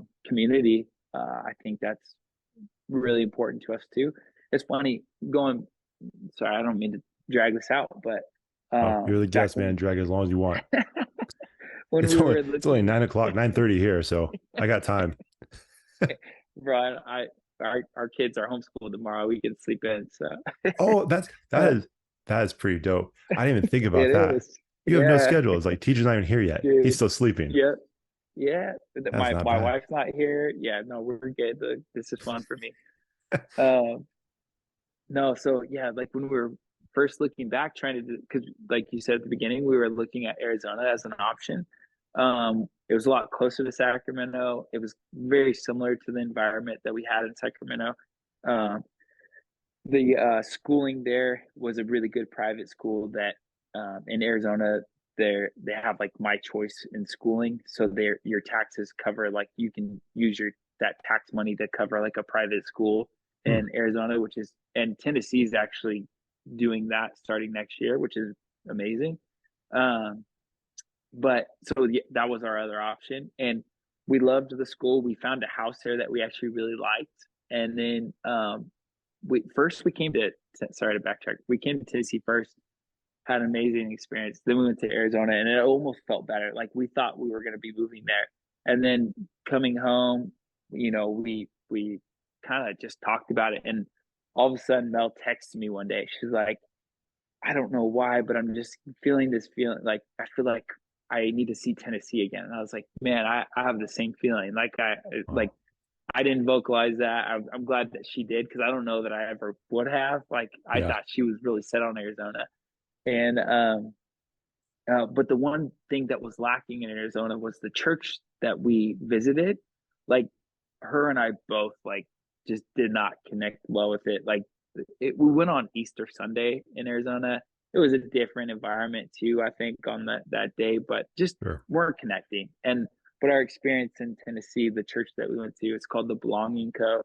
Um, Good Lord, like it's like the best like church experience that I've ever had in church. I feel like just like a lot of times you go to church and it's so easy to like not be connected or invested in the service. What like from worship to the message, but it's like I always get there like we're always rushing and we sit down and it like that's the last thing your mind is like now I have to enter in and in the Sure. in the presence and but like it actually like every time we've gone like it I don't know what it is about the place but we just like really feel the presence of God and like enter and worship like really well and like so many times like during worship like it just hits me I'll start crying and like I've never had that happen before like Yeah. I don't know how to it sounds really lame and kind of cliche but like No, not at all, it's man. truly yeah no it's like it's happened to both Mel and I like numerous times and so like that was one thing that like that kind of brought us back to this place. I told Mel, I was like, man, like the service experience that we have there, like it's so tangible and like in a real way that like it almost like was like one of the big factors that brought us out here, which is like weird to say like a church can do that. Yeah. I wouldn't expect a church, and I don't think that that's the role of the church either. But we just had, a really good experience there, and I think it was like, man, we could see our family, getting connected and growing here. So that was like um, a big connection point for us Yeah. Yeah. coming here, Yeah. and we've loved it still ever to this day. Like we get super excited to go to church, and part of it could be because it's new and I don't know what it is but we I've been to other churches plenty of other churches and Sure. it's been a really good experience for us so yeah That's great, man. Well, no, it sounds like you guys are in the right spot for sure. Um, yeah and so, yeah, no, I love hearing that, man. It's been cool. It's been good catching up with you and seeing how you guys are doing and all that. I'm not gonna lie. I saw early on in your guys' process, you guys made a couple of trips to Arizona, and I saw you running Mhm. out there, and I was very nervous for you because I hate snakes. Did you see any snakes out I did there? too I Oh, didn't man you didn't see no any I snakes? I didn't. No, and I ran All like right. in the desert, like in the mountains and stuff, but I and it saw was the like a pictures. hot I was day. terrified for you. I'm Yeah. like, that he's not Yeah. coming back. He's gonna get I bit. know, man. No, I didn't see any snakes. I actually saw a handful of snakes when I was in Sacramento, like running around like if you run around the lakes in the summertime on dirt trails, I, almost every time I'll see a rattlesnake and I hate it. Like I'll stop and like throw sticks, rocks. Like I'm not running near that thing until that thing goes away. So Oh, I I hate it. hate snakes too, Josh. Yeah. Man, I Yeah. did a run the other day. This was man, I have like a weird feeling now that you said that because I ran around I ran through like Beals Point and Yeah. I've never gone that way, but I ran that way. Didn't Made some Yeah. dumb decisions because I didn't realize how I was in this fitness competition with my brother, my youngest brother. It was a huge mistake. Both of us were at the end of the 2 weeks were like, I'm about to die and I can't do this anymore. But I did a 14-mile run out there. And Nice. at a certain point, I'm like, I lost the trail, didn't know where I was going. So I was like all in the dirt in the Yeah. foresty area. Now I'm having a panic attack because I could have been like all around snakes. It was warm enough where snakes could have been there. Oh, right. And I was I so hate it focused on too. like getting back to my car. I didn't even think about it. But yeah, you're right. There could have been a ton of snakes. Yeah, I was very close. I hate snakes. dude, I'm right there with you. Like I will jump and like dart out of the way so fast for a snake. I hate them. Hate them. So There's not what's a the lot of snakes here, which I is was gonna say, nice. what's the wildlife like? Is it, I'm assuming you're still running, doing all that stuff. I know you said you were lifting, uh, Yeah. which it's not a new thing for you because you're not a big. Haven't you said before you don't like lifting? Am I I thinking? still don't like it. I still Okay. don't like it. Yeah, no, I okay, so I got connected in this men's group that Okay. we lift weights 3 days a week. Nice. And so it's we're coming up to an end. Like we were doing it from I don't remember when we started, like fall time to it was like 3 months, I think. So we're wrapping it up in the middle of December. We got like another week or two of it, and then we're gonna stop and then maybe start back in the spring. But it's been cool. Like it's been really good getting to know this group of guys.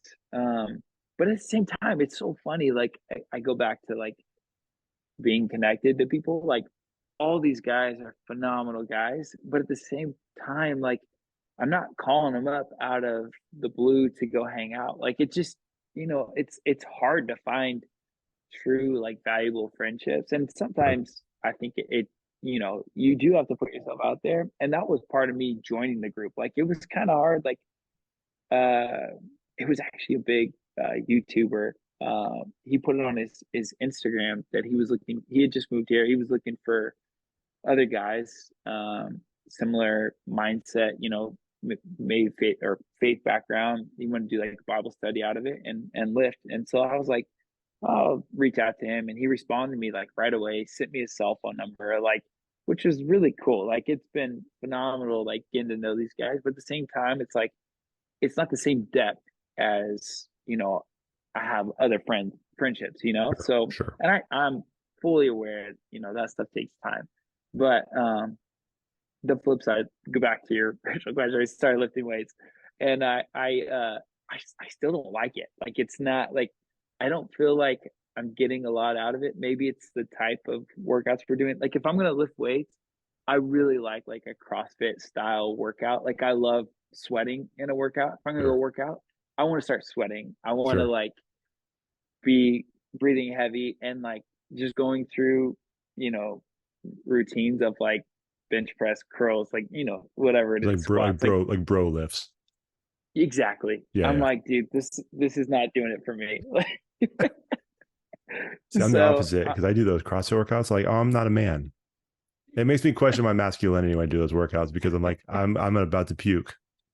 oh man, I don't know what it is that's just more fun for me. Like Sure. just movement, like intensity stuff, like that's more fun for me to do. And when I'm done with this, I'm working on getting my garage set up with some like Olympic type weight stuff but Ah, I want to try to do more lifting, but also like just different style of lifting that sure. I've been doing the last few months. So I'm excited to kind of explore that. But I kind of fell off the bandwagon of running, like I'll have like a solid week of running, and then I didn't run for a while, and then I have this issue. It's not a real issue, but I drink too much. Okay. Uh-oh. I mean, no, No, I I'm don't, just kidding. I'm not like an alcoholic, but I just feel like it's been like so like a comfort thing almost, where like Sure. at night, like at the end of the day, I'll have like a few beers, and then it was like, I don't know, it just, when I'm working out, or when I'm like running and doing stuff, I'm way less likely to drink and like Sure. eat crap and stuff. Sure. Obviously, I still eat crap, but like I'm just more mindful of it because you put in all this hard work and you know don't want to let it go to waste. But yeah, so like I'm just recently, last couple weeks, I've really like dialed in running and like calorie counting and like Sure. keeping track of what I'm eating and stuff. So, uh, Makes sense. yeah, I go through those phases too. I think like everyone, I think to some degree, not the extremely disciplined people, but Sure. maybe I shouldn't say everyone, but a lot of people I think fall into those, you know, different seasons where it's Oh yeah. maybe easy for them to, stay disciplined and whatnot. But I was just telling Mel, I was like, I got to get a race on the thing. Like I want to work Oh towards yeah. something. Sure. Um, but and it's funny because I hear like, I hear people say like if it takes a race to motivate you, that's like the wrong motivation. But like for me, I think I enjoy that. Like I enjoy the process of training hard for something and being really disciplined to that process and letting it pay off at the end. So I really want to do a marathon here soon, but I gotta find That's the right awesome. race. That's Yeah, awesome. I'm gonna address that real yeah. quick. Those people are stupid. I hate when people say stupid stuff like Thank that. you, Josh. Like, I'm not even, Maybe fill that that could be a up. whole nother episode. Like, why are we doing this? Yeah, It's like, just encourage the person to do the thing. If it takes a marathon, who yeah, cares? Doesn't matter. yeah. Totally, Yeah, totally. I'm not going to go any further down that rabbit hole, but I'm also glad. I wasn't sure where you were going. You're like, I have a problem. Like, oh, uh-oh, should have stopped this episode too a little sooner. Like, I'm not sure what he's about to reveal here, but this seems like Yeah, it's gonna be dark. I got convictions, man. It's all good. All right. Yeah, Yeah, no, it's no, it's so funny. Like I didn't start drinking alcohol till I was probably like 25. Like right around when we got married, I started like barely having a beer. Like sure. like 5 times a year. Like it was so rare that I would Yeah. drink. And then I don't know, it became more routine for myself, and I drink way too much now. So Like around the I time when I asked you to be a guest on this podcast, you started. It's like it's like yeah, I got to get through it yeah, somehow, whatever it takes. yeah, Can't talk to that dude forever. yeah. No, I think it was 2020. I hate to say that, but it wasn't like Oh, 2020 like it put was me. Connectable's fault. There we go. No, I don't think it wasn't like I was like in a bad place, because I Sure, actually wasn't. But it was just like I feel like it was like, I don't know, it was so easy, and like there sure. wasn't a whole lot to do. We were always at the house, so Mel and I would get drinks, and then it just became like routine and enjoyable in one way. But now it's like it's a bad habit, and I'm like I can't let it control me, and I'm good at making myself stop if I have to. So Yeah. I have Well, that control of it. that's with anything, like you said. That's with anything. It's with food. It's with Yeah, not even totally. it's not even something you consume, but it could just be something that just not doing anything, just being lazy, right? Like Yeah, you just get I don't want to say addicted, but you just get comfortable and you're just kind of lazy. And so instead of being productive and doing certain things, like I'd rather just kind of hang mm, out on this couch and not do anything. And then you get into that place where it's like, oh, it's been 5 weeks and I haven't done totally, anything. I haven't ran, I haven't worked totally. out, I haven't been productive around the house. So it's Yeah, like that can be anything. You know what I mean? So totally. it makes sense. I'm Makes sense. yeah, that's me. That's me. I've been there 100 times. Yeah, Yeah. 100%. I've been there too, and Yeah. yeah, and then I complain. It's like, oh, I have so many podcasts to edit. It's like, well, you didn't do any work during the week, so yeah, of course you did, dummy. That's what Yeah. happens. But Um, how many of these do you do a week? How many episodes do you do? I do one. We do one a week. I have my other podcast been slacking a little bit. which goes Okay. against what I believe in as far as podcasts, but I've really fallen off the boat there. So I don't feel great Yeah. about that. But at the most I'll do 2 a week, this one and the other Okay. podcast.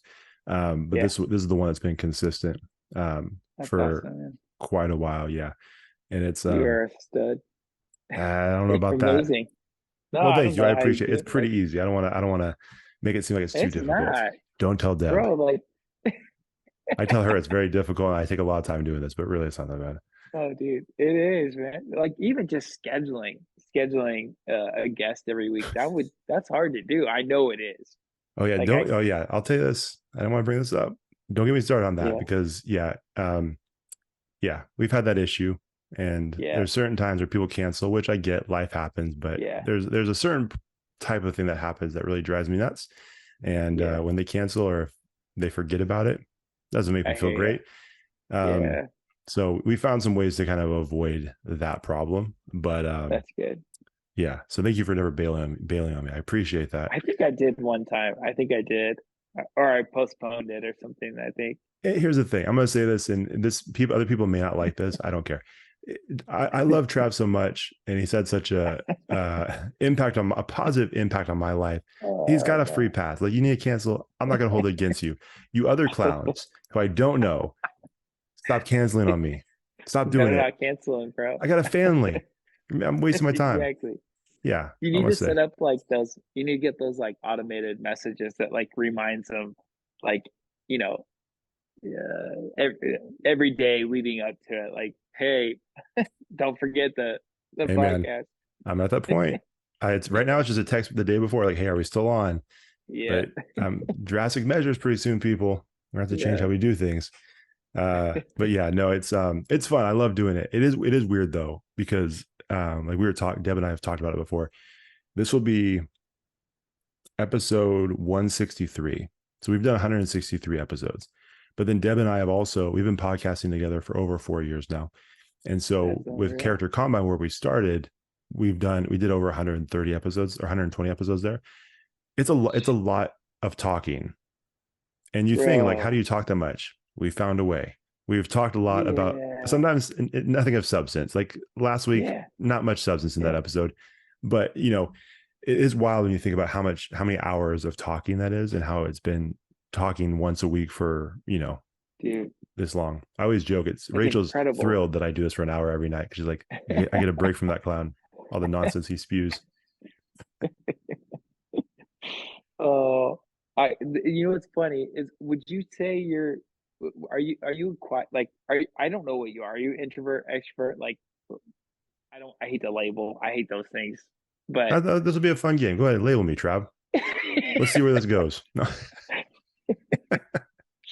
uh no, like the with the Enneagram stuff, like I hate that stuff. Like Mel tells me what I am all the time, or sends me memes of like my personality.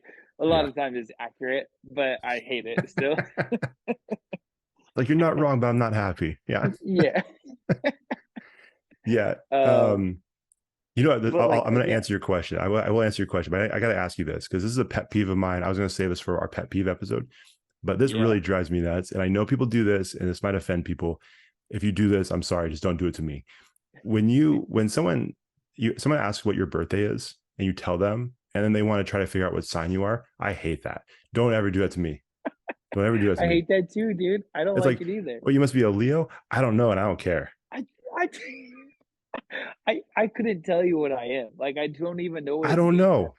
Yeah, I don't know either. I'm like, I And they don't continue to care. try to Like, figure it out. It's like, no, you didn't. You missed what I said the first time. I don't know, and I'm not gonna try to help you figure this out because I yeah, don't care, we're in the we're in the same boat, Josh. man.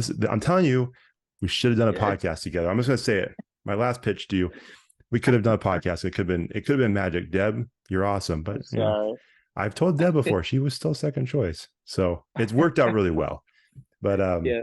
okay. Anyways, yeah, I hate that. But no, to answer your question, no, I'm definitely more introverted. And so it has been funny, That's what especially I thought. people that I follow or follow me on Instagram or Facebook. Once they found out I was doing this, especially people like from high school, because Yeah. obviously we all grow and evolve, very different than how I was in high school, even Right. quieter in high school. So Yeah. some people are like, he's doing a podcast? Like, why? Does Yeah. he say anything? Doesn't make any sense. Yeah. And so I've gotten a lot of that. I think Connor even made that joke. He's like, I remember you back in the day from the youth group. He's like, I didn't even know you spoke. So, Yeah. Yeah. I get that a lot, but it's weird though. I've heard before sometimes that introverts, people that are more naturally introverted, Mhm. actually do feel more comfortable sometimes with public speaking and doing things like this, which is kind of Mhm. you wouldn't think so, but for whatever reason, they actually do a decent job of those things and they feel more comfortable. So I love talking, and Mhm. anybody who knows me, anybody who's close with me knows that even though I'm more introverted, I love having conversation. And I Yeah. like my wife, she's like, that dude doesn't shut up. And other people are like, what? He barely talks. Like, no, he will not shut up. And so Yeah. people, that are close. In fact, I went on a trip with my brother Jordan down to LA. We went to go see the Dodgers play um, a couple years ago, and Mhm. we drove there, and Mhm. someone asked him, "Is like, do you guys have plenty of talk about?" It's like that dude Josh does not shut up. We talked from Sacramento to LA without a Oh beat, like man, missing a beat. I'm like, it's. I just enjoy it. I enjoy conversation. that's It's interesting awesome. to me. So, I um, love that. but sorry, I don't know if I answered your question, but yeah, I'm more introverted, but I do No, love conversation. yeah, no, that's where I was getting at. I always thought you were an introvert. Like I think you and I are actually kind of similar in that Sure. way. But yeah, you handle this so amazingly. Like yeah, I feel like you're a really good interviewer. Like you don't skip a beat. Like I'll finish a sentence and then you're on to the next thing, right? And you respond well, you interact well. Like that takes a skill. And it's Well, funny, thank you. Mel even mentioned, yeah, no, Mel even mentioned it to me after the first time we ever did a podcast together. She's like, man, Josh was so good at like just rolling with it really quick off the cusp. Like I feel like you do a really good job. And I don't know, like like like you said, I'm an introvert, and um I it's funny, I hate public speaking, but I oftentimes surprise myself at it. I'm like, "Oh, actually wasn't as bad as I thought it was gonna be." Yeah. And sometimes I think sometimes I worry so much about it that I put a lot of effort into like planning it. Right. So like I think when put in that work and plan it, it goes better than expected sometimes for me. Um but like Mel, she's very extroverted and she hates public speaking. Like, will Really. not do it at all costs. Yeah, she's that way, which is funny because she sits in front of her phone all day, in front of hundreds of thousands of people, talking Right. to them. Right. So it's just different behind the camera. Sure. Um, but yeah, no, you do a phenomenal job. Like it's funny. Like that's why I hate those labels of like being an introvert because then it almost like hey, I'm an Yeah. introvert. I can't host a podcast. Yeah. That's why I hate labels like that because it doesn't mean anything at the end of the day. Like if you can podcast, you can podcast. Well, that's how I feel in all seriousness. Like, and I imagine this is the same with you in coaching. I don't know if you've felt this way Mhm. before, but I feel like when I get like when I do the podcast thing, when I'm doing this and having conversations with people, whether it's the sports podcast or just having a conversation with just a random person that we don't know, if it's not like a connection like you and I have, but say it's some random person that we meet for the first time, something Mhm. about this, maybe it's because I'm just so passionate about it, but there's a certain confidence level that comes with it. Mhm. And like, not to sound cocky, but like I feel like I feel like I'm good at this. And so I think when you I love come into that. this space, like your mindset is already there. And I imagine the same thing with you in coaching, like where you might Yep. be introverted, but when you step into that certain arena, it's almost like you Yeah. turn into a different, It's like you up. have just like you're like a different person, or a different side of Yeah. you comes out or is enhanced in a Yeah. way. And I'm Yeah. sure that's like with everybody when they're doing the thing that they love, but Yeah. that's how I always felt with this. And so, I love um, that. yeah, I think it's just, I think that's how you know where you're at where you're supposed to be. You know what I mean? Because you have that Totally. feeling. Where other things, I'm like, I should not be here. I know that for a fact. I feel that way often at Yeah, I'm like, different I don't know things. why I'm Yeah. here. Yeah. Yeah. Yeah. Um, what I was going to tell you too, man. I Yeah. know this always happens. I apologize. I was going to wrap this up like 20 minutes ago. But I'm long winded on everything I talk about. that's fine. No, that's why we have you on there. So as long you tell me when to shut up, and I'll stop this thing right now. But We're good. since we're kind of talking about this introvert extrovert thing, man, and I was going to mention this, but I said something different as you were talking about this. Talk about how, being where you're at now and connecting with people, like you've made some connections, but not to the same depth that you would have obviously Mm, here because you lived your whole life here. Man, I feel that so much because I can imagine myself in your position. I'm like, I'm kind of good. Like I've always joked yeah. this is not necessarily funny to everybody, but I'm wondering if you're in the same spot. They talk about like people aren't meant to be alone, right? And you're Mm, meant to be connected to people, which I believe in. That's why we do this podcast. That's why I love talking to people. But I am also an introvert at heart, and I've always felt like if it was like a prison situation and I was in solitary confinement, I mhm. think I could last longer than most people. Like I I think I'd agree. be okay. I'm like, this is like vacation to me. I don't want to be out in Gen Pop. I know what happens Yeah, out there. yeah, And so I'm like, no, I'm okay. Or like a desert island. It's like, oh, you're all by yourself. yeah. I'm like, you know what? Sounds kind of nice. I've seen Castaway, and I'm like, I could probably go a little bit longer before I start talking to volleyballs. I just want to put that out there. Yeah, I'm with you, man. I think it's a tough mental game. I think I got a tough mental game. Like when it comes to like hard things, like I Yeah. feel like I don't know. I feel like I can surpass a lot of like maybe not net, everything, but I just feel like I can like I always think physical stuff. Sorry, that's where my mind goes to, I guess, because I like endurance sports and whatnot. But like Well, that's why you're good end of at the it. day, yeah, I just feel like I can do this forever. Like I can run Yeah. this slow forever. Like I can like I just feel like I did the 50-mile run back in April Yeah. this past year, and it was like 5,000 feet of elevation gain, uh, 50-mile run, and leading up to that, I started running like 2 months prior to the race, and and I had taken a long time off because I just gotten done with Ironman in October the year before. I did CIM in December, and then I took a long time off because I was dealing with like a knee injury and whatnot. So started running a couple months before and just got into like 10-mile runs. I was doing like 10-mile runs almost daily, 8 to 10. And then like 2 weeks before the race, I did like a 31-mile run and with no elevation, like it was pretty flat. Um, and then come up to the race day, I literally got sick like a week before it with this gnarly cough. Like I was like, you could hear it in my lungs like crazy. And Mel's like, you shouldn't race. Like she didn't want me to do it.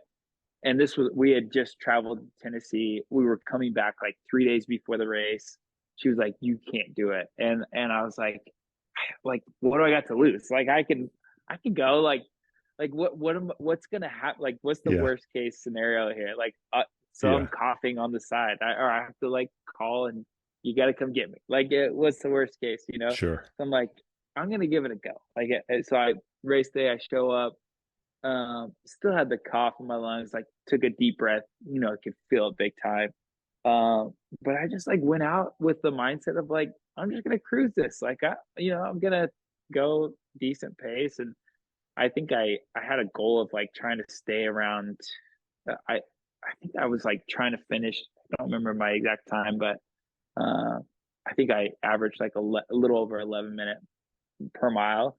And I don't know, like it wasn't that hard. I never came to the point where I was like, oh, I can't do this. Like it was just like put the next foot in front of the next and keep going. Like I can go do this all day, I felt like in my mind.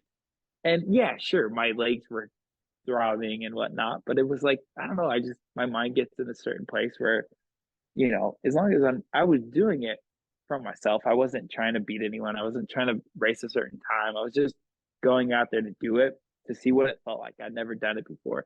I always want to do a 100-mile run. I still haven't done it, but I need to. Is But that close? is there yeah, I think it's this next year. So Nice. I gotta put now put it out there. I gotta make it happen. So I Very was just nice. looking recently, and there's a race in Tennessee really close to me that's in April. But I almost like it's just hard timing because there's also a marathon around the same time that I really want to do 3 hour, like under 3 hour marathon is like a big. I've had that goal for a year now and haven't made it happen. So I almost want to do that first. I don't know why. It's just like more important to me. So I might. Yeah, just do I don't know. both. I guess. Just say Yeah. screw No. it. Just do both. What's No, what's I what's the can do gap between both. the two things? Well, they're way too close. Like Not if you don't the stop running. Just run from one. Start the marathon. Just run right into the next one. You could do yeah, it. yeah, Yeah, yeah. I'm sure I probably could. That's what like my mindset is like. I could do that. Like there's not a lot that like freaks me out when it comes to running. I think it's because I'm confident in it, and I like sure. for me, it's like it comes easier to me. Where you tell other people that they're like people here, I did 50 miles, like you ran. I'm like, there's way more crazy people out there than me running like did you see like the ultra races are now like sorry the like the Moab races and stuff they're doing like 200-mile races nowadays and they do them they'll there's like four of them and they do them all within like 2 months like a 2 mile race and there's like 2 weeks off another 200-mile race like it's insane and that's like what's being pushed these days That's and wild. people are insane and I'm like I I'm good with 100 like I like 100 is like where I want to get to just to accomplish to see what it feels like and see where my mind goes and see what I can accomplish and Yeah. but Well, it's actually we had I don't know if you know or remember Kenny Hill from Capital. yeah yeah I Um, remember he's I huge saw in him on oh you saw him. He's huge in the yeah running world now, and oh nice he does ultras and all that stuff. He's been a guest on his really podcast a couple times, and yeah, but he I was didn't saying know something that similar where he did this last race that he did. He was able to finish out the race with his kids. It was on a track. It was an ultra on a okay track, and nice so his kids went with him that final stretch.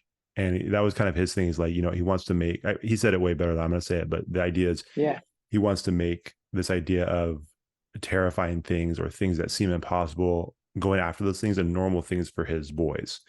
So like his yeah his four sons, when they see him doing these things, it's like, oh yeah, dad's just out for a run. This is what dad does. yeah It's not like, man, dad did this crazy thing. It's like, no, dad does crazy things all the time, yeah and yeah he's good at it. And so it's yeah similar to you, man. Like it's just like you have that, you like to push yourself, challenge yourself, and yeah even though you said 11 minute mile, you're like, yeah, it wasn't that fast. That's incredibly fast for me. I've done some marathons which were very slow, and oh so no good for you. sorry I no yeah it's funny I actually out of like there was over 200 people that entered the race and I was like top 25 which was like I was Jeez. shocked at like at the my placement on it which was funny because I wasn't trying to do anything fast I was just going at what I thought my pace would be and what I could manage and I actually started out doing like 9 minute miles for the first 15 and was like dude this is like way too fast and then I had to scale back and then dude the back half of it there was like crazy mountains, like steep inclines and stuff that I was doing like 15, 20 minute miles on some of them just because it was so steep and walking uphill. So, uh, but yeah, it all averaged out to like a little over 11, I think. So yeah, Good for you, man. but I'm jealous. I know I got text you before towards when you around the time when you left. I said, well, at some point you come back to visit Sacramento. We'll run a very slow, long run. I would love to do it with you, but dude, you know, just I I so you would know, if you start speeding it up, like I'll see you at the car. See you at the parking lot. I know. No, I know. I hate running with people that are faster than me for that reason too. Like there's been instances where I've run with like really fast people, and I'm like, hey, we got to stay at this pace, otherwise I'm gonna be just thrashed, right? Like Yeah, so. But I enjoy like nowadays, like I'm not in the best shape running right now, but like I can cruise at like a 9 minute pace sure. for so long right now. Which And is that's what I'm nice. doing. Like, yeah, I'm just like, this is enjoyable for me. I'm enjoying my scenery. Like, it's beautiful out here. There's a lot of hills out here, which is kicking my butt. I That's bet. part of the reason I go slow, Yeah, but it's pretty. And I just try to enjoy it. Like, I'm not training for anything, so I'm just sure. trying to stay in good aerobic shape and it's fun for me. Like, I know that doesn't sound fun for a lot of people, but that's for me, it's fun. And that's how it goes, man. Like other people love Yeah. other things. You love running. Yeah. and Yeah. crazy workouts. So Yeah. Yeah. that's awesome, man. Well, hey, one last question. I promise I will let you Yeah. go. You are free from All this right, good. until next time you're on this podcast, if you choose to come back. I Um, love to. uh, one thing I have to bring up, because obviously we joked about this beforehand, and if you're not watching this and you're only listening, behind Trav is a Christmas tree, a beautiful Christmas tree, a photo of Santa. He's got it's a lot of Christmas decor behind him, which I appreciate. We are in December; it's Christmas season. Yes, sir. Uh, the first time you were on this podcast, we talked about Elf on the Shelf.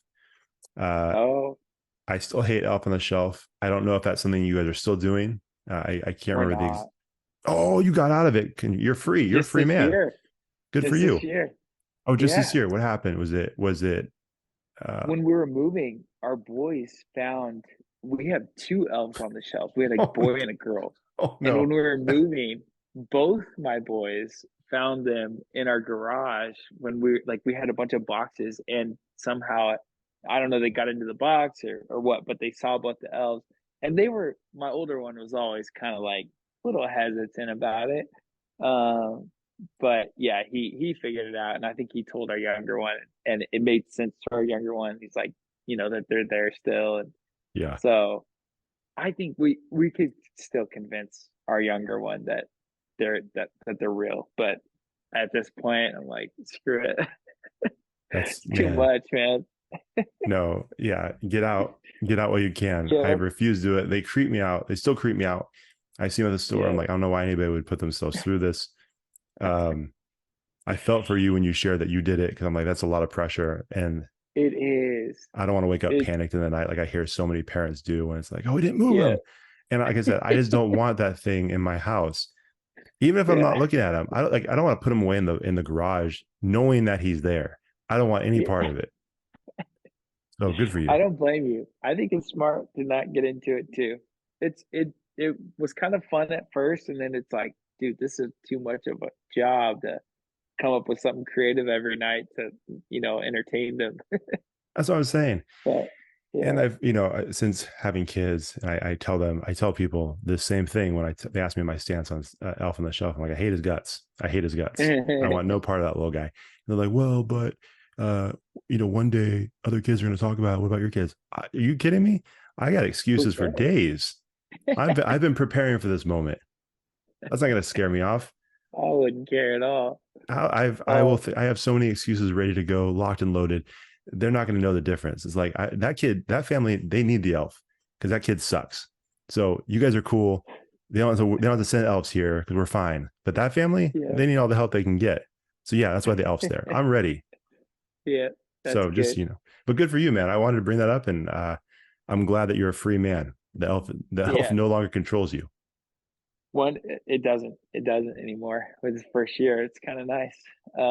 But yeah, one thing that like my older boy, he still thinks that I don't know that he still thinks Santa's real, but he thought he was real for the longest time Yeah, because there's one before the night before Christmas, I would grab two pairs of my shoes and like stagger them near the fireplace, like walking out towards, a door or something. yeah, And I would put the shoes in place and then I would get flour and sprinkle it around the shoes so it looked like footprints. nice. And and then I'd pick up the shoes and move into the next spot, all the way, you know, from or just from the chimney, like a few steps, like to the cookies. We'd put cookies, look like they were eaten Yeah, and that like tripped him out every time. Like he legit, I think it was like, I, he may still think it's real, and my younger one still thinks it's real too. So, yeah, which is just funny that like that's like one there. He's like, I know Santa's real because I see his shoe prints every time. I'm yeah. like, oh, like that's good. That's perfect. Hey man, job well done.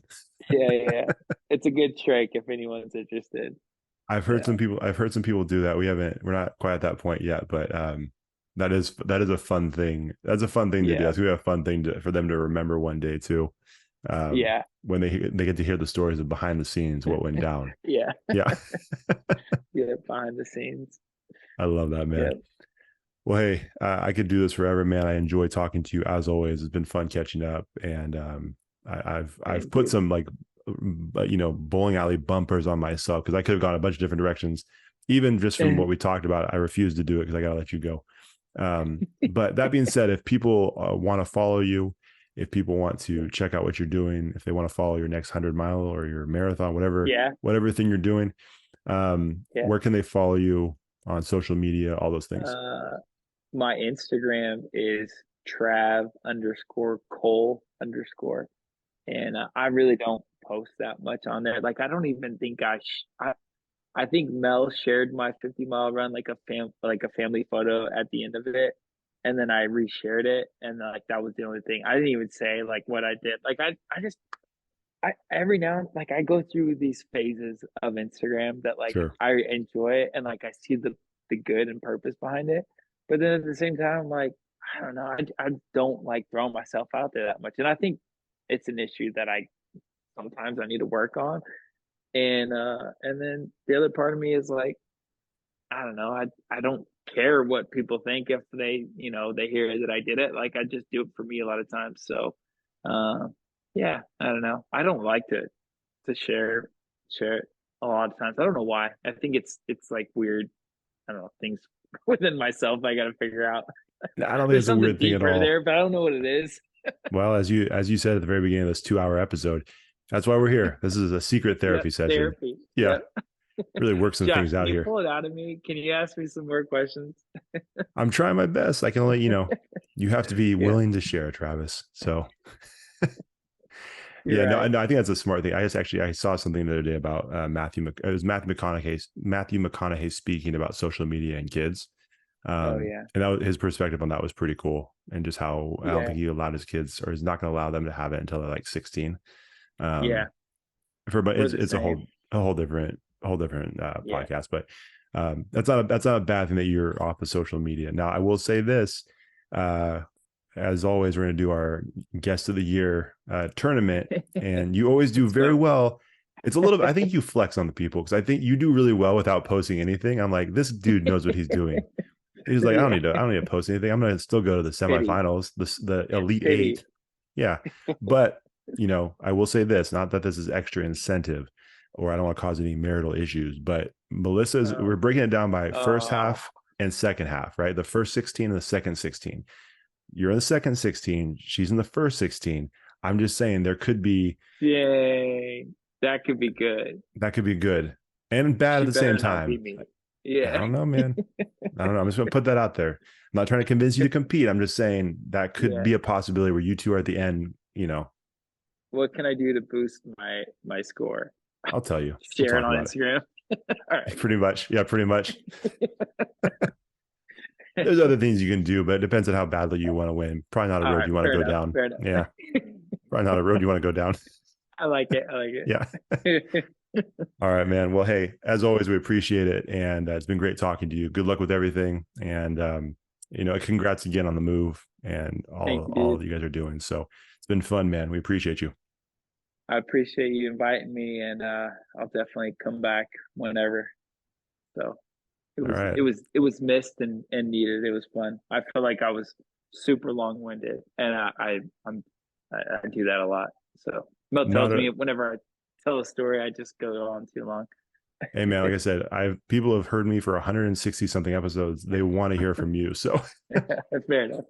Take care. anyways, we will see you guys next week. See ya. Thanks for watching the show. If you enjoyed that episode, make sure you like it, share it, and hit the subscribe button to get a new episode every week. We'll see you next time on the Connectable podcast.